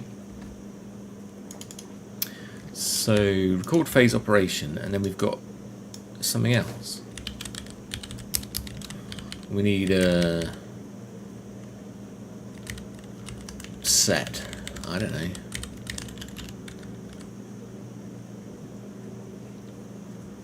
A set arg. Process operation set arg. Because it's specifically for setting process operations, right? Okay. The process operation to set. And maybe there's a value for things later, I don't know.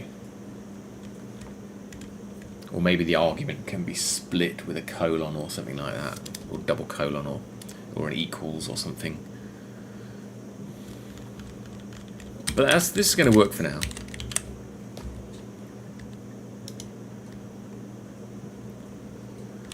Okay, so we've got this process operation arg, right? And now we need a pub enum operation set arg, and it's going to have a value of completed, and it needs to have the same argument related stuff.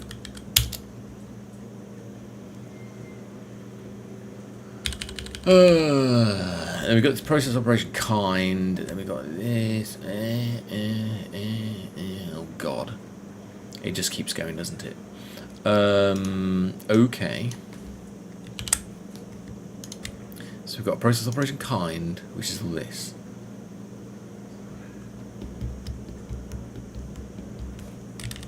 What is this game? Process operation set.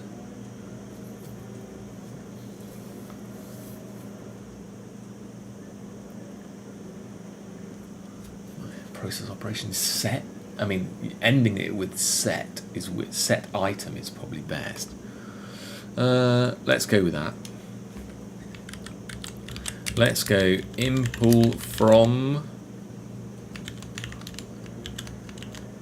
one of these to one of these, which we don't have yet. Item. Right. And let's put that here. Bob. And it's going to be enum. And that's all you can do with it.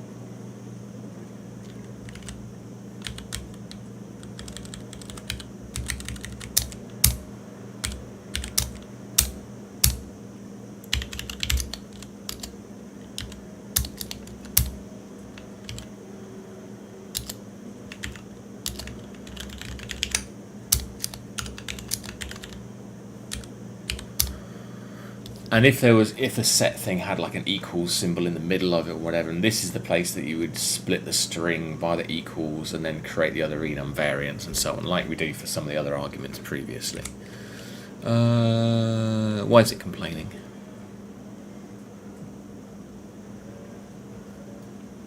Oh, because I'm being stupid. That's better. There we go. Okay, fine. While we're here, let's just do this one now.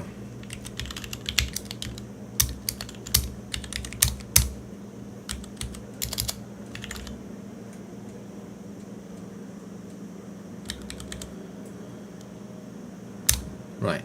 Now at some point, we're going to need to add extra things in here and then add them here. But when we do that, the compiler will tell us which ones we need to add. Okay, so going back to the arguments that we're trying to add.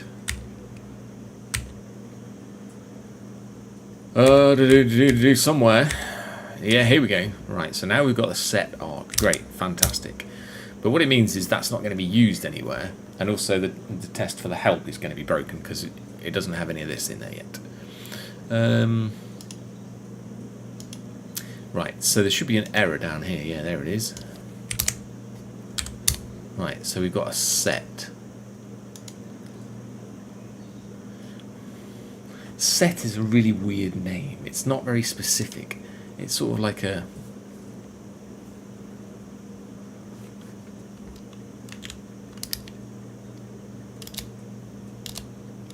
Okay, let's just go set.into here, right? Sure. And then we're going to fix that. And call it set item here. So this is going to be a process something set item here. There we go. And now, finally, in this little thingy here, we can go match the set item. And then if it is completed, then do this. Now, this thing is supposed to be returning a boolean if we modify it, right? So we can say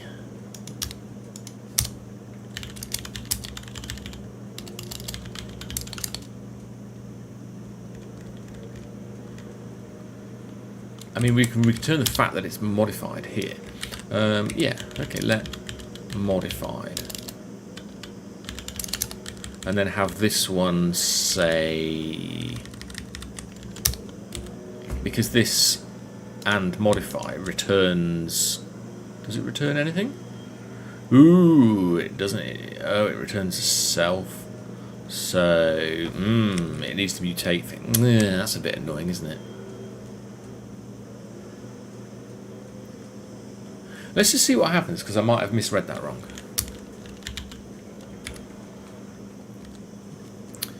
Yeah, you see, it doesn't want anything here. Expected nothing. Yeah, we can't do it like that.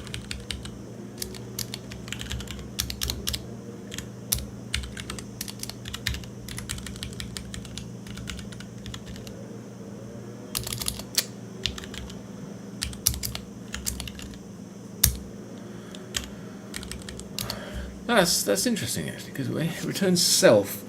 It returns self, so you can do method chaining, right?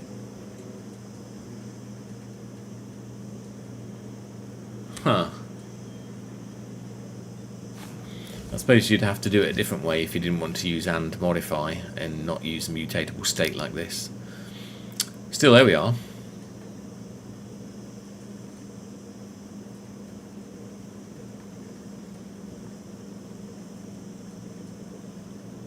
There we are. Fine. Oh, and we need to return the fact that it was modified or not. Update phase operation. Well, no.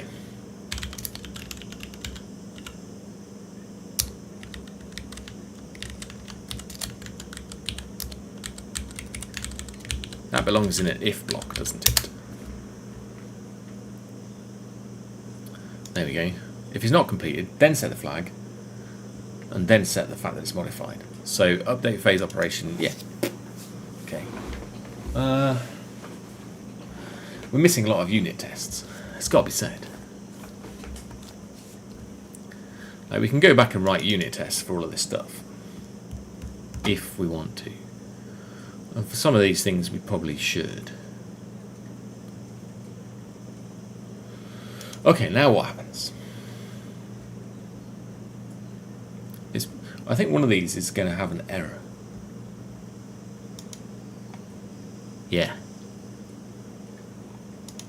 So remember I said earlier that we're going to assume that a phase state exists for every single state because it's going to be put there when you create the phase. Well, there's two things wrong with that. One, we haven't written the production code to do it, and two, we've got our failure tests which say exactly that. So now we have to go back to do this. But what we learned by writing this code is the code that I'm about to now write is probably more correct, because we decided how to use the data before we create the data. That's why I did it in that order.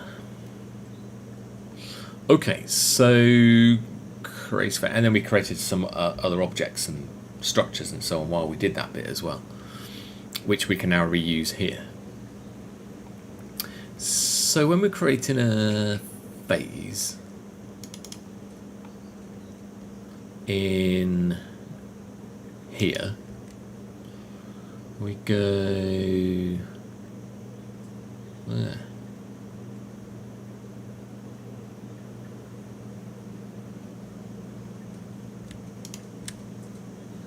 Right.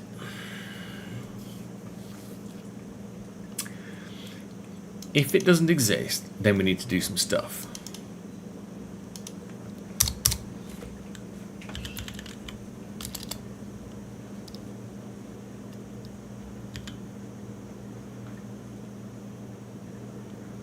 Oh.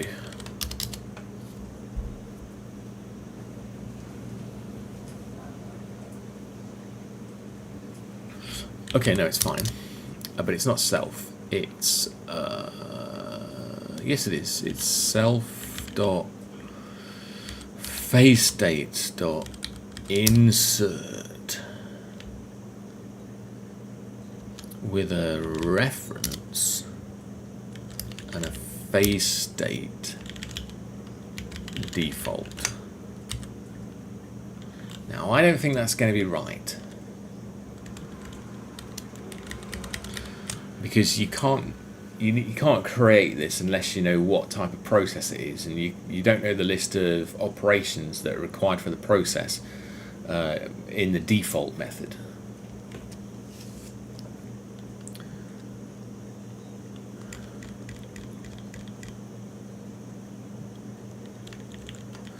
For process kind, that can know it.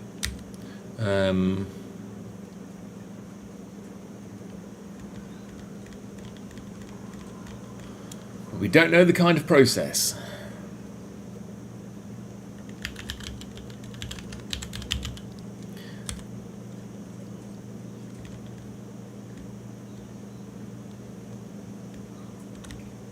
Is it for or from? Let's say from. Okay, so this reference here needs to probably be cloned here so that we can put another one in here. Not cloned, cloner. There we go. Right, but we don't have this phase state yet.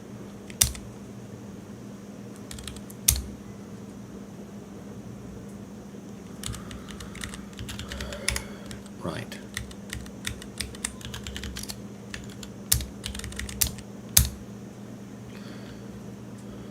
Operation state. Now, operation state is a B-tree map of the operation kinds and things, right?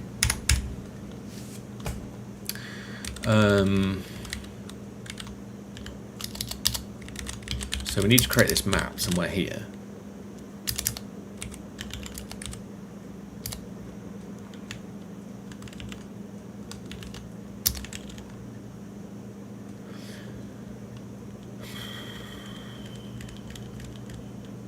And you can create a B-tree map from an array, right? But the array is going to be constant and per type of process, which therefore means it needs to be sort of in a match block, because each one's going to be slightly different.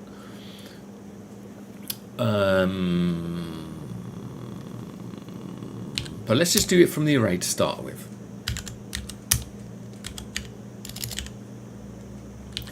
Right. And let's just say process kind here.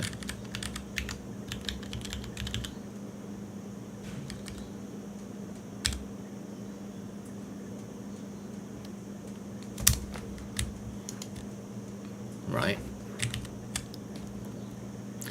And let's just ignore this argument for now. And let's just deal with the load. Well, hold on.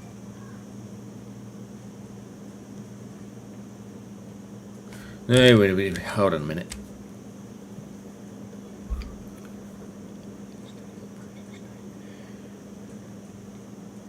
No.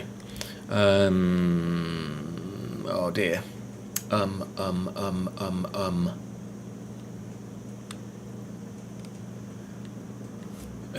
It's not the process operation kind. This is no.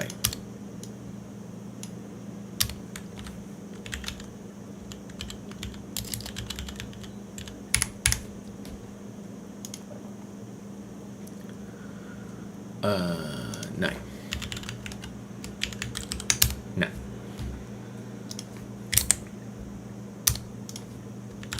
Because I think what we need to do is go process.iter, no, operations.iter, and then map.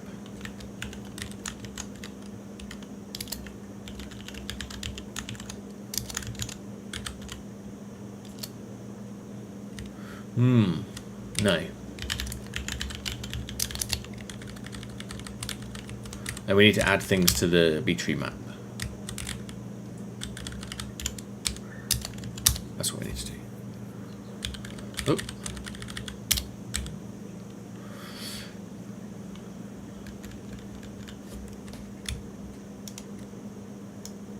So we've got the list of kinds. This is good. Now we can go match on the process. And when we've got load PCBs, we can create an operation state for load PCBs. Yeah. And the operation state is a process operation state.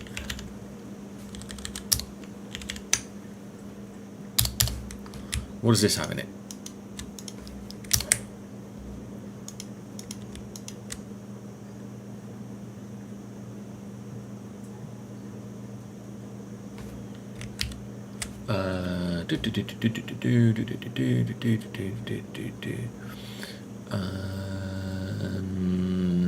We need to go operation state.insert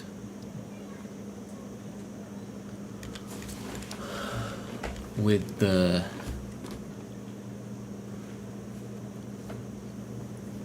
process operation kind, which is this.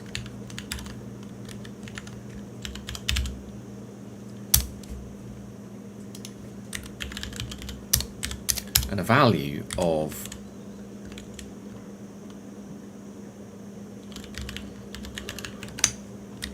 we can probably have that.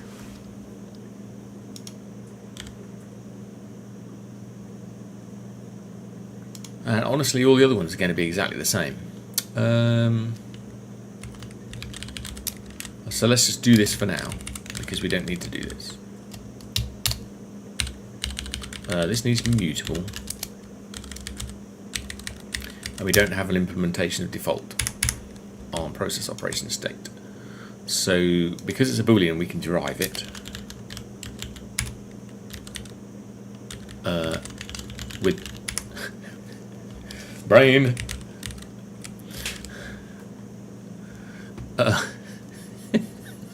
That's where I'm going mad. Right, and then what are we doing here? We've got this operation state. It's moaning. Process operation state. Found a B-tree map of O. Yeah, we need to clone it here. Okay. Okie dokie. Right. So now we've got this from process kind and we've got the process. But the problem is we don't have the process. We've got the name of the process that we want, but we don't have the process. So somehow we need to get the process. Here's a method I made earlier. And we only need to get it if we're creating the state. So let process is this, find process. How do we call find process? Oh dear. Oh dear.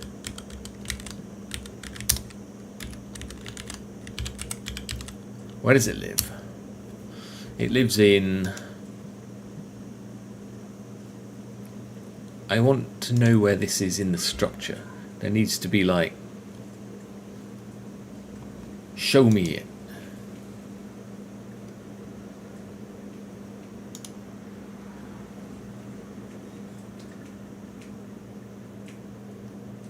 Where's find process?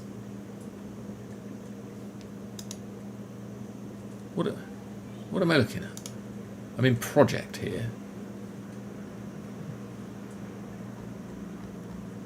So we have to go project dot and then whatever. Do we have a project? Are we in project ourselves? Here we are. So this needs to be self dot find process. And then I guess... And now are we going to run into mutability and borrowing issues at this point? Process takes a reference to a process name. This is not a reference, so we need to dereference it. Now, can we call this? Can we use a question mark here? Yes. From process kind, it should take a from process.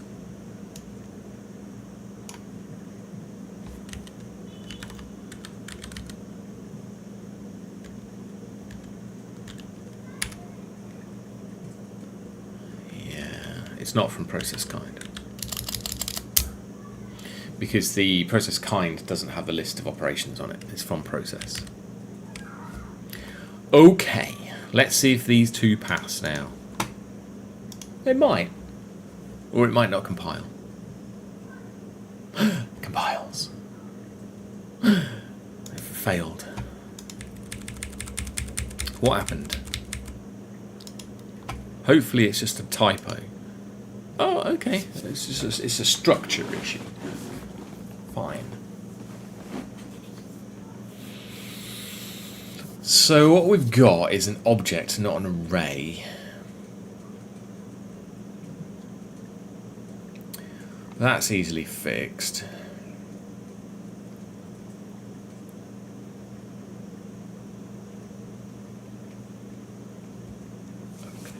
Okay, we have to fix it.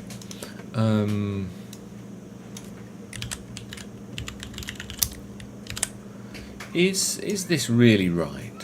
Operational OPCB is completed. Okay. So, you know, we're using Serde to do all this, and it's probably more right than my first guess. So we need to poke the project builder to make it make this instead of what it was doing before. So it needs to create an array. So this thing needs to be an array, which is right. So that's, you know, the array dealt with. And the next thing it needs to add is another array,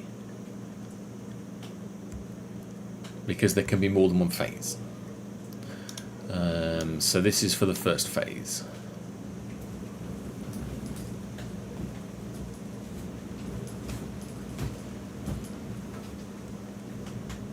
How did it fail? We've got an array, we've got an array, we've got an array, we've got an array. So that bit is correct. The bit after that is correct, but the thing that's in it is not correct. Okay. So this needs to be an array, not that.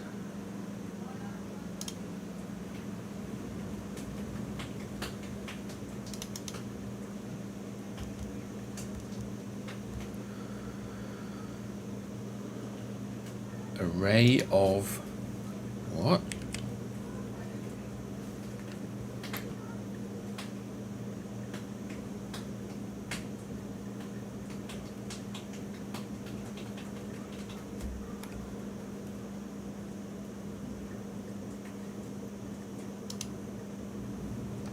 This is an array. This is the reference. Operations. This is an object. Right. Object.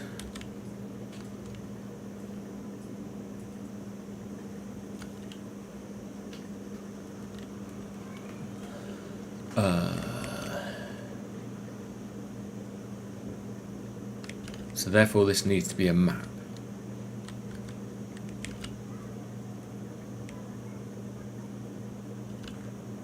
So this is like a phase state.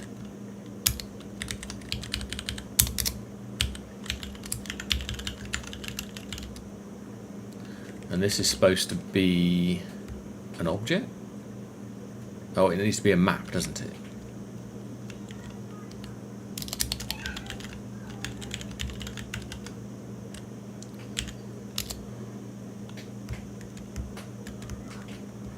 And then the phase state needs to have operation state.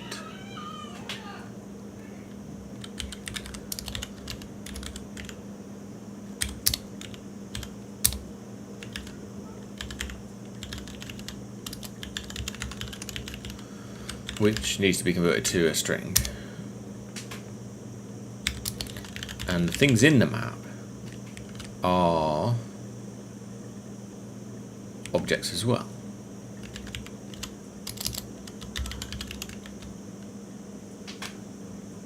And I think this is the operation states map that we made earlier.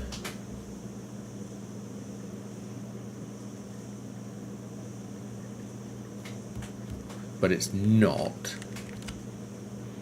because this is an array of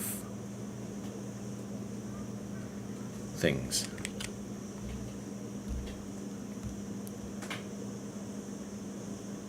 Operation state. It's not an array, it's an object. Right, so it's object of an object. Brain hurts.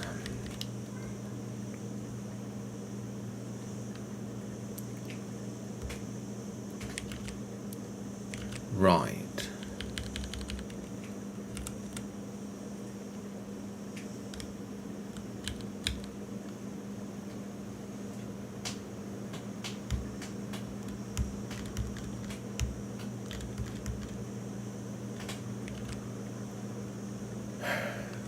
So operation states needs to be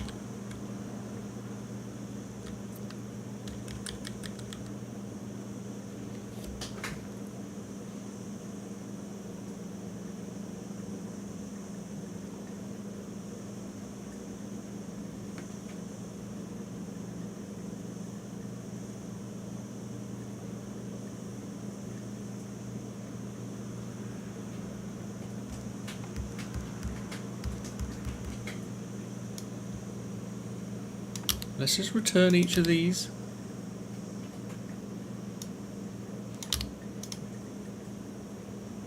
Map of string value. Map of string value, yeah.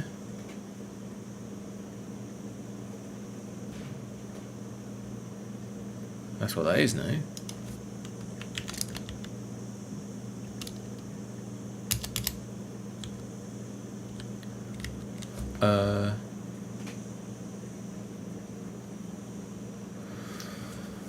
Oh, good lord, I'm getting confused now. Let me just delete this.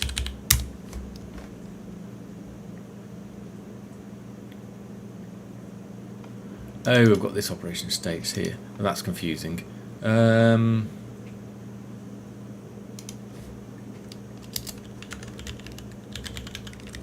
Let's say entries here. And each of these entries are an object.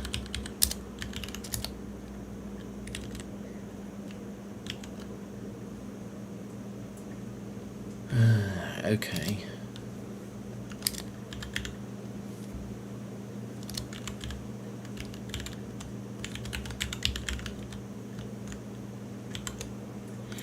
I mean, operation completed.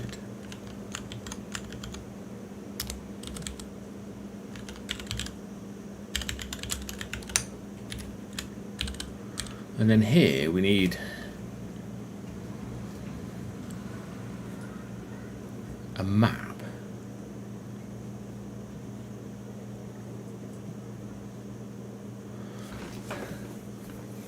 Should we be folding this here?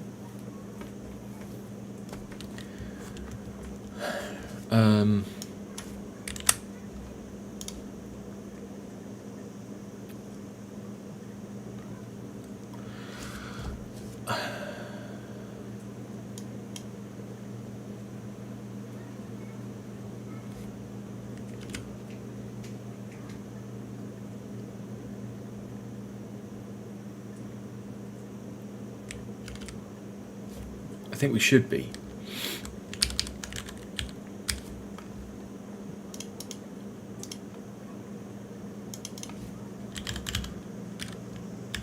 And this is where we create the map.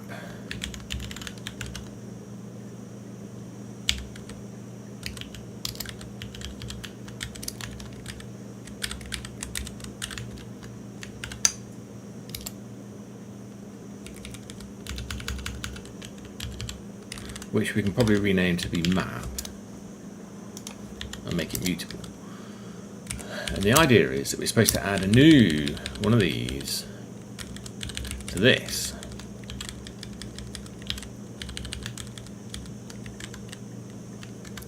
Aye.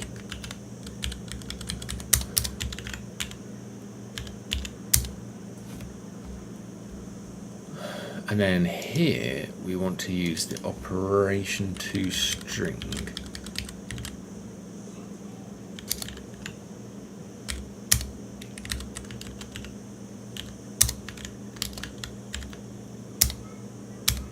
Let me insert this, but this doesn't belong in there anymore. Right, there we go. Something like that.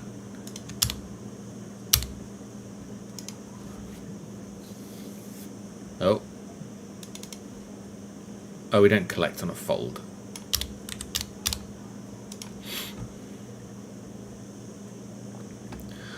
Okay, let's see what we've got now.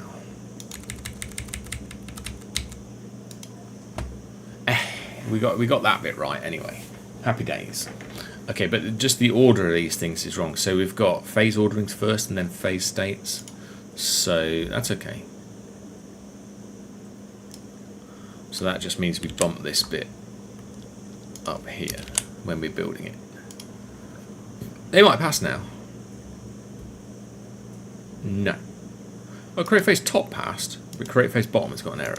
That's good. What happened with this one? Yeah, right. Yeah, we've got the ordering of this stuff. When we're storing phase, phase states, we don't care about the ordering. That's just a display thing. So the test is wrong.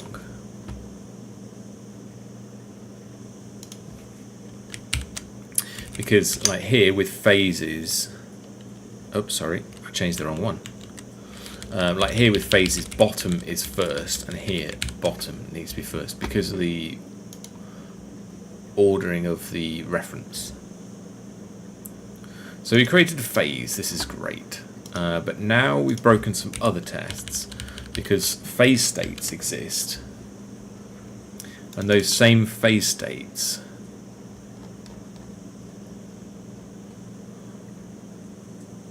which go after the phases. Let's be consistent here.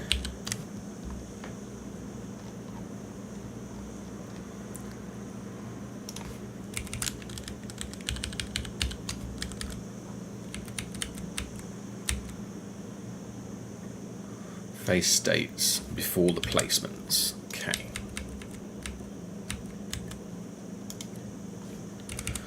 Those need to be here as well. And also in here.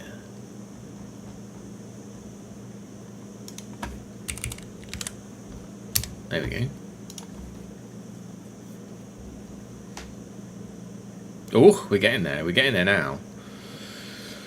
So, our recording phase operation thing is the thing that we're trying to work on. It looks like it's got better. It's not saying it's created a new log file yet, and that's what we were actually trying to do. But at least, you know, it recorded the operation. Let's fix this help thing because it's annoying me. Because we added the set thing, we added this.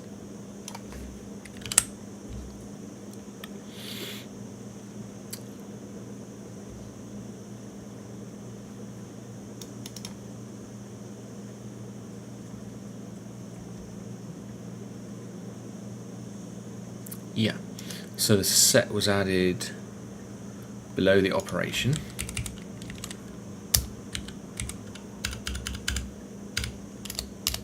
Like so, and then it needs a dash dash set.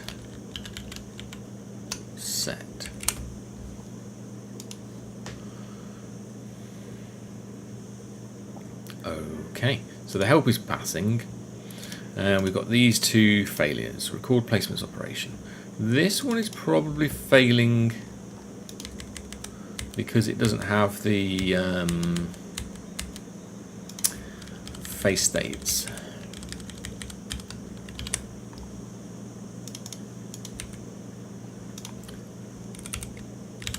So let's make that work. Okay, it's failing for a different reason. Let's have a look.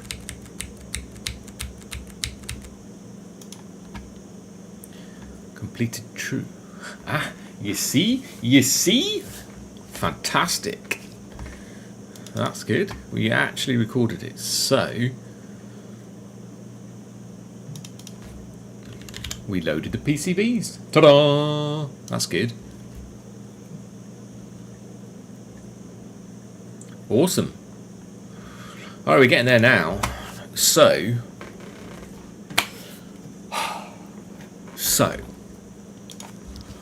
what we said we wanted was this message. Because we wanted a place to log the operations to as we do them.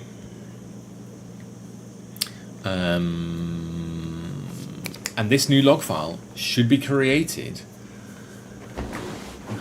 when the load PCBs operation is completed for the phase.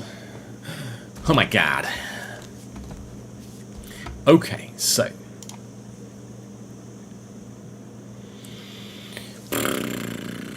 right, so in our planner we have a command which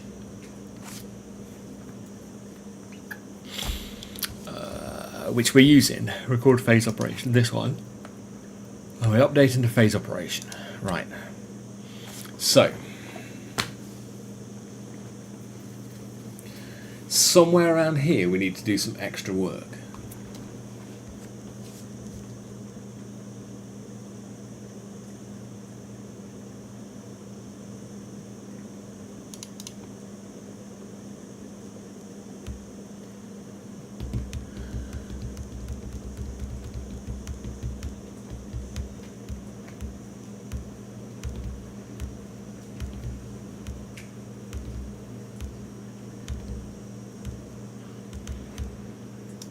It's like phase like on completed and then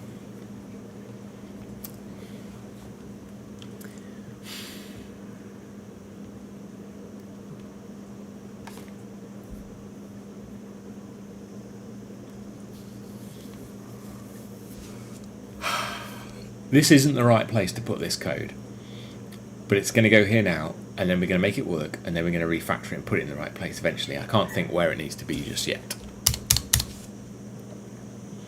So we're going to go match operation. Okay, so when we do load PCBs, we need to do something very, very specific, which is create the log file.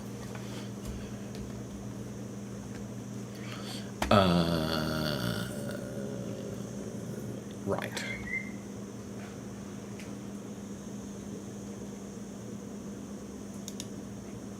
And I suppose if there's problems, we can set the completed flag only after we've done the things that need to be done. Because if they can't be done, then we can bail out early, right?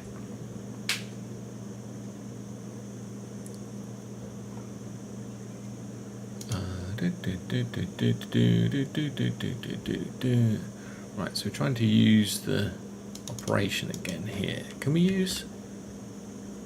Yeah...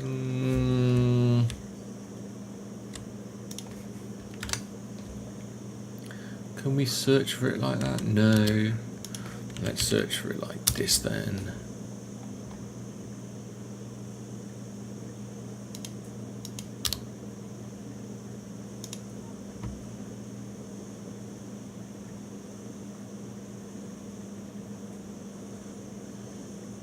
Yeah, that's Clippy being annoying because we're probably going to have to do other things. So we need to create this log file. In order to create a log file, we're going to have to build the name of the log file.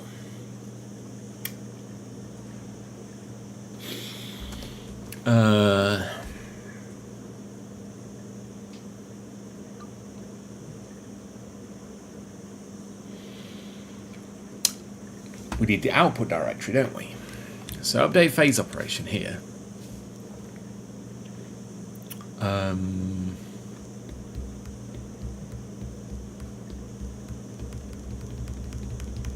So generate artifacts, it takes this ops path, right? We're going to need that. That's interesting, isn't it?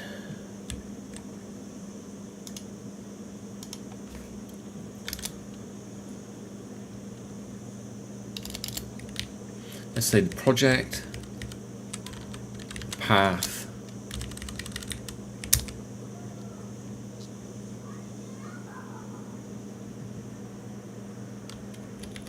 I'm not quite sure why it's bitching about that. Generate artifacts, path, path, buff. That's what we want to add to it. Update phase operation, project, path. Okay, so now we've got the path. We can use the path. So I suppose if we go let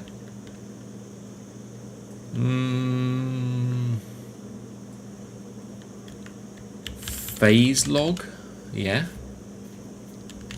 Path is path.clone probably, and then maybe go phase log path.push.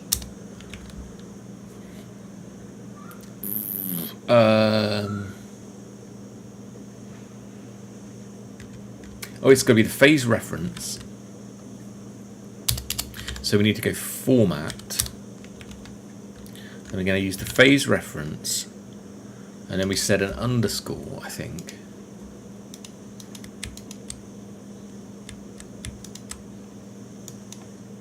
No. Oh, come on.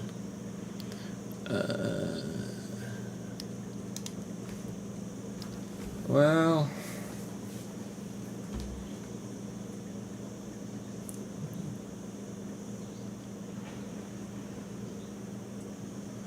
It's going to be generated automatically, so we can't have this phase 1 and phase 2 in here because there is no phase numbering. So the only thing we can do is that. And that file name was wrong there.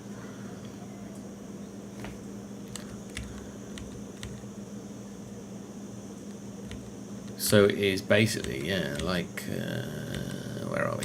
So it's the phase reference and then underscore log.json.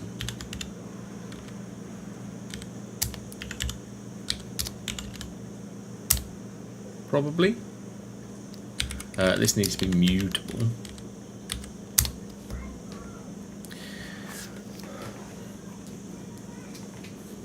Logging to a JSON file. Are we just going to append to it? No, it's going to be painful, isn't it?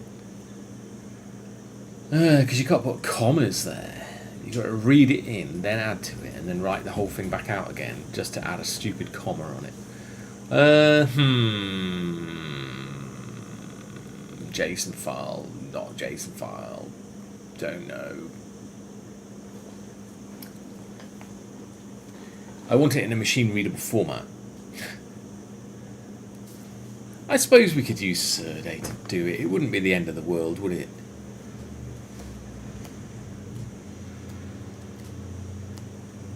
Okay, let's go, I don't know, file.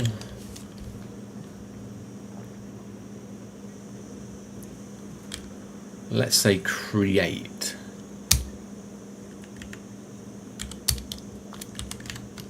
And bail if it doesn't work.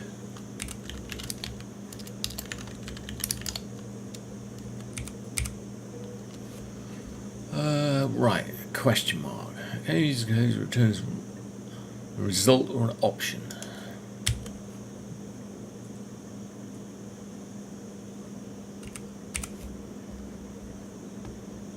Oh. Let's see why it's moaning here. Right, so this and modify thing you can't bail from.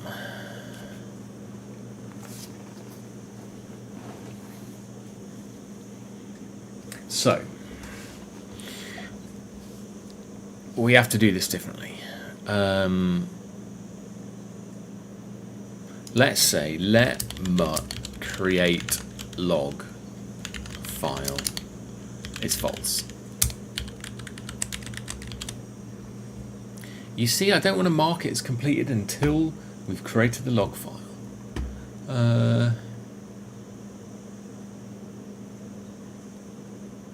Nope, let's not do that.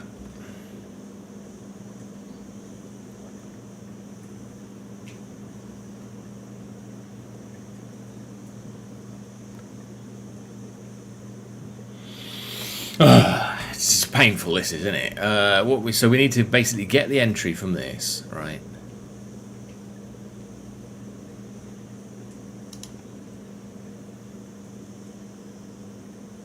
Which is always going to succeed. We need to look at it.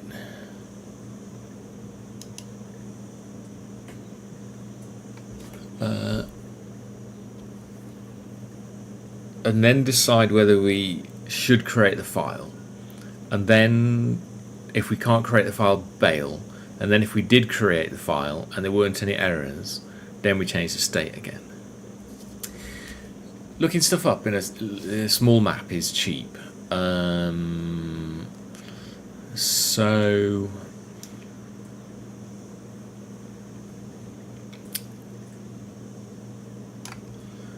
let's go mud should create log.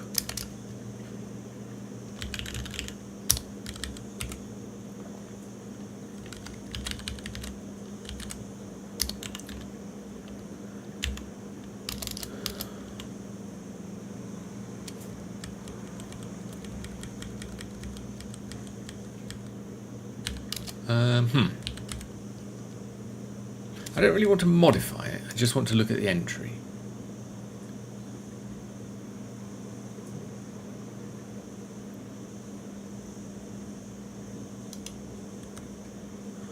I just want to look at it. Is there not an inspect?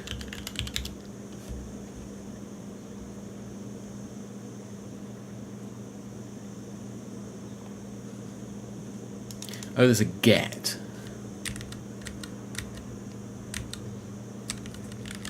So we use get instead.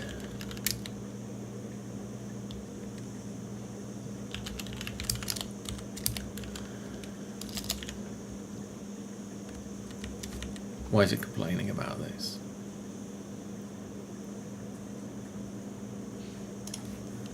Right. So we're going to get it.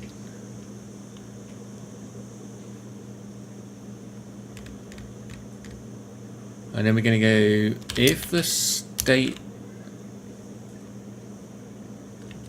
Well, we always know we're going to get one. Does get return a result? Returns an option.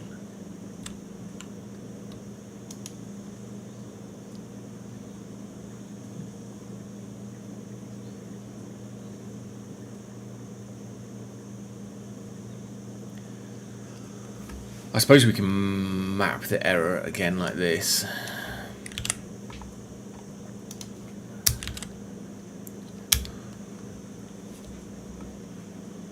Right, I mean, it kind of makes sense. And then we can go if the state dot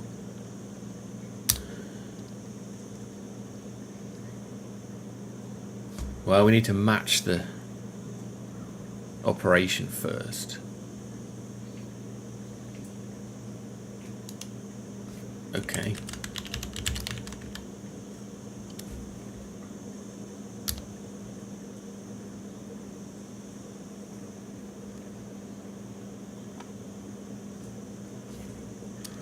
If we match the operation and the state dot completed, and if the operation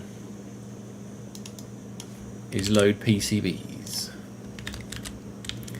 and it's false, then we go true.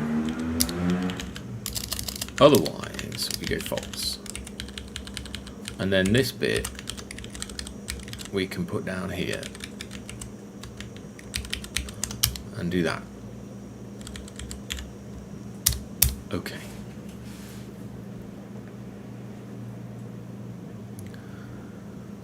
I suppose. Okay, so now we can delete this. Maybe we don't need this bit after all.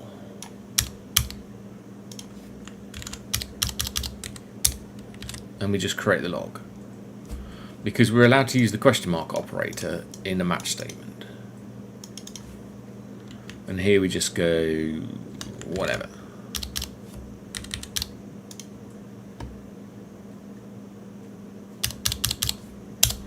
And then we don't have the problem of that. And if the log doesn't get created, then it won't get marked as completed.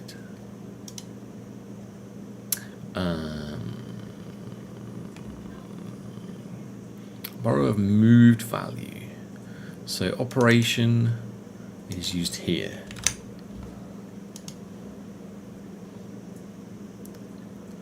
Okay. Okay. All right.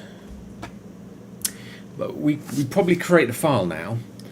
But we didn't say anything. We didn't say anything. So what we said we wanted to do was print out a message. So we print the message somewhere here. We go info.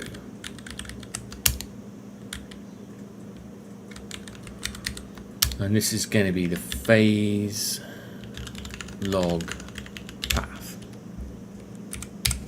Now the problem is here, we need to clone it.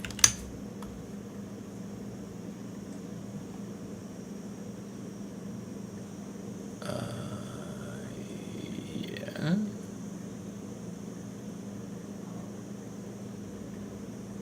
See, how do you write an if let? I suppose you could do that.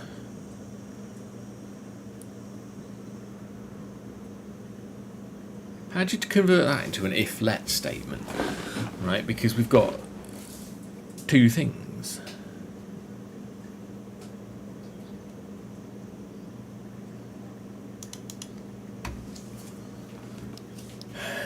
If let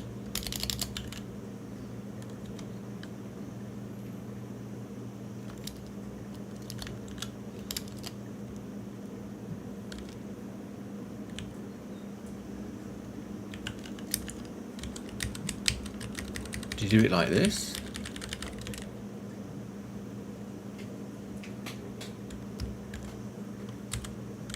Then do this. Is that right?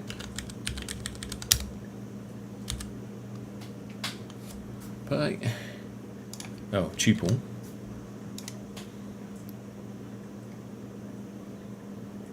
Oh, that's how you do it. It seems really weird putting false there, right? But I mean, it shut Clippy up. There's 2 less lines of code, I suppose. I don't know whether that's more readable or not, to be honest. Still, there we are. You know, default Clippies is what the world of Rust ecosystem expects. To use the default Clippy things. And all new code going forward should use the defaults, right? That's what we're doing. Right.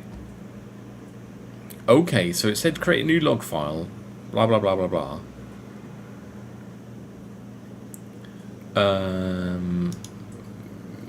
Yeah, we're stupid. Our expectation is wrong. To_unwrap. There we go. Yeah, is that why I had the problem there to start with? I think it is, isn't it? Let me run it again.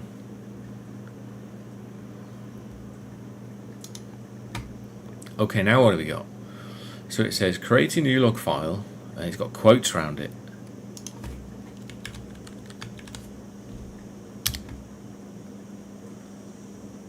Yeah, but that's what we want. Oh, what happened there? Yeah. Escape the quotes, try again. Oh, I thought it was going to pass then for a minute. How else are we failing to do this?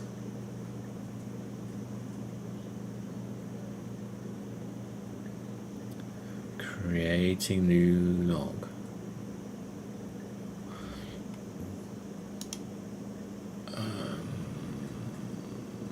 I don't like this.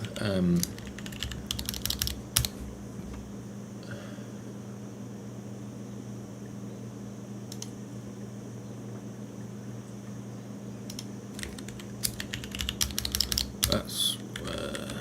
Can we do this or not? And then can we go .2? How else do we print it? How else do we print out paths? Object path here. No, that's object path. Build project file path, right? Do we print this out anywhere? No. Oh, we do. We do.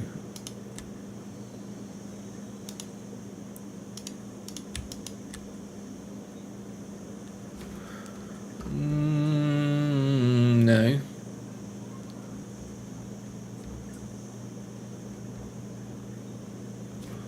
Let's search for all the info messages.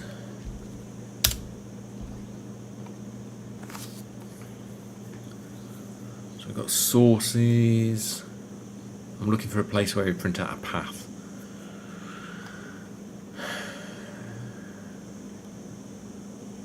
Placements path, here look. So we use : question mark here. And placements path here, we don't use : question mark. So why?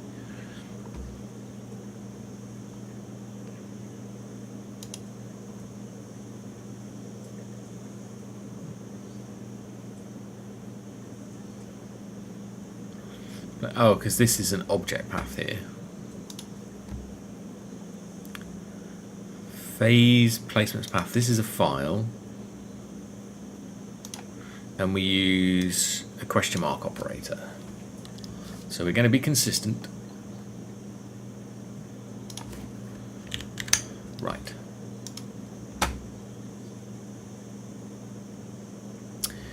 Which means our test is going to be wrong. Because this also needs to use the question mark operator, because this is a path. Oh. Okay.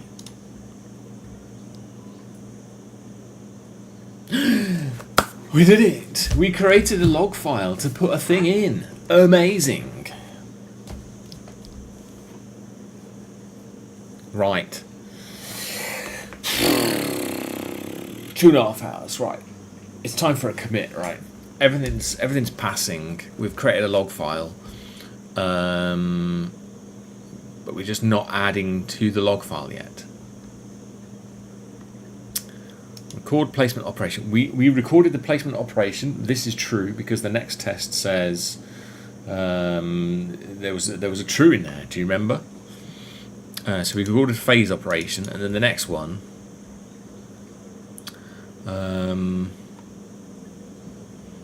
It said that, but this phase operation needs to have the same asserts, I think, as the previous test. Which is a lot of duplication.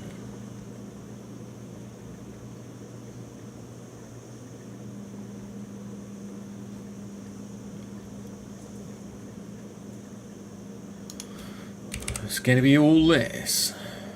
Dearie me.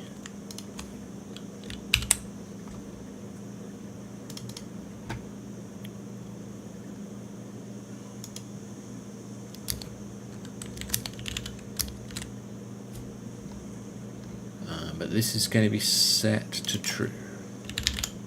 Right. Nothing else changes.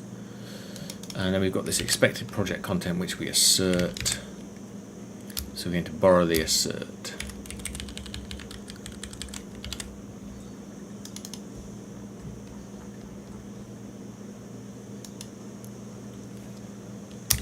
Thus. It should still pass now, I think, unless I copied the wrong bit. Yeah. We're good. So yeah, now we can do a commit. Right. Let's do that then. Here we go. What did we do? We did all this. Record phase operations planner. Record phase operations. Boom. There's going to be much refactoring to do after this.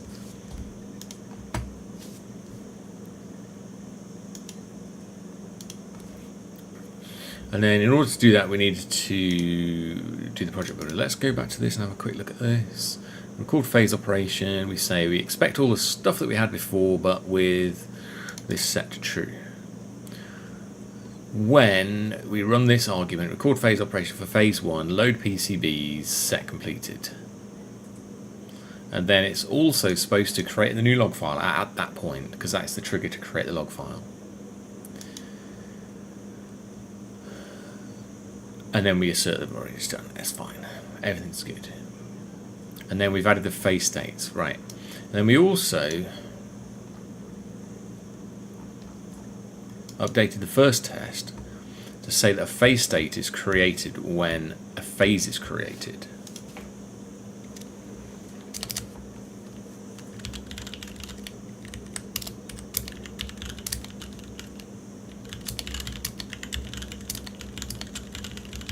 Okay. Alright, so in order to do that, we had to poke the builder to record the phase, to allow the phase, record phase operation command to be used with some arguments. With phase reference, completed operation. I guess it's not really completed operation to apply anymore, because originally it was completed only.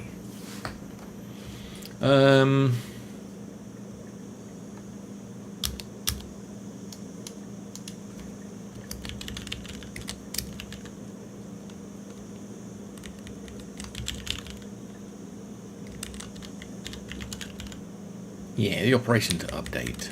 Okay, so that's going to now have broken a test. Specifically, the help for record phase operation.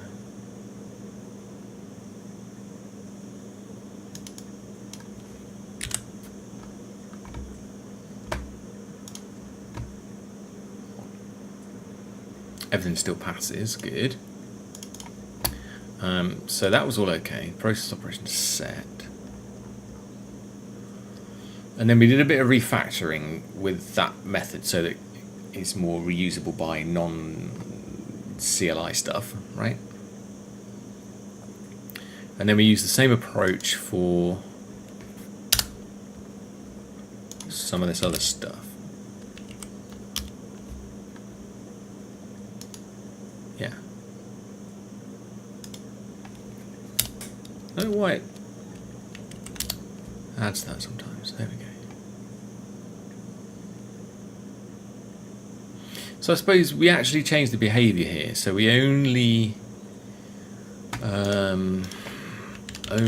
save project file when setting placement orderings if the orderings changed.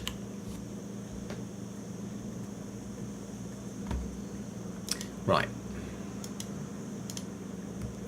Then what? We added some args.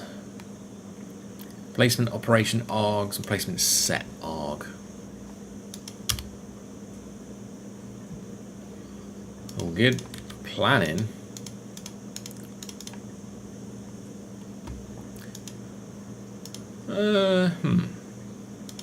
Unused import.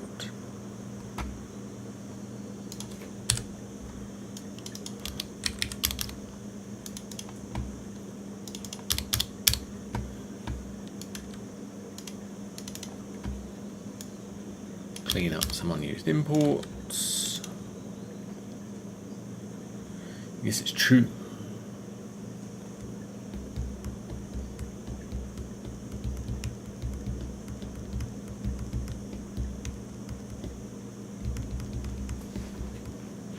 Because we don't have any tests which actually are asserting that anything's happened to phase 2 at this point.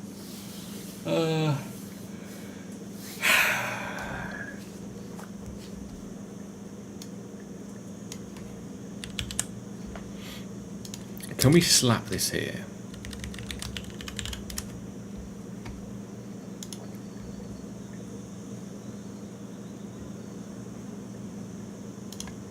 Yeah.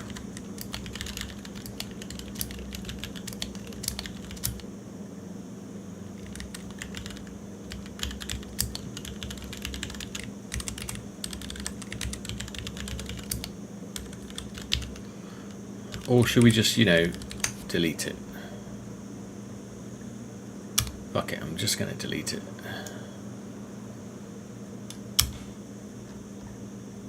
There.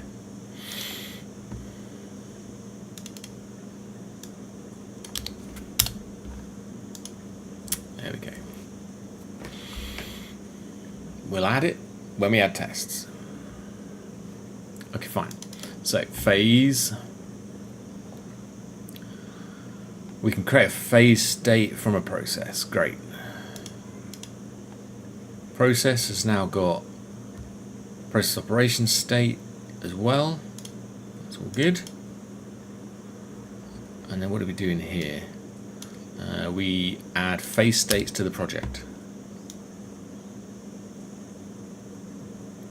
And we insert new phase states when you create a phase, which we've already covered in the commit message. Update phase operation. And that's the thing that we just did. And this is the bit of code that we moved. Fine. Okay, we're good. No on version files. That's what we did. Right. Let's make sure all the tests run with the CLI features and without the CLI features. Arguably, we should add CLI as a default feature, but I'm not sure.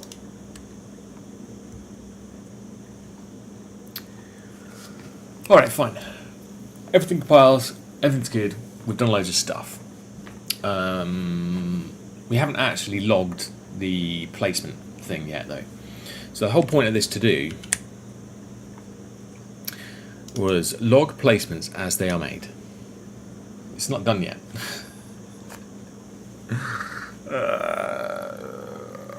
I need a break. We're nearly 3 hours in on this one.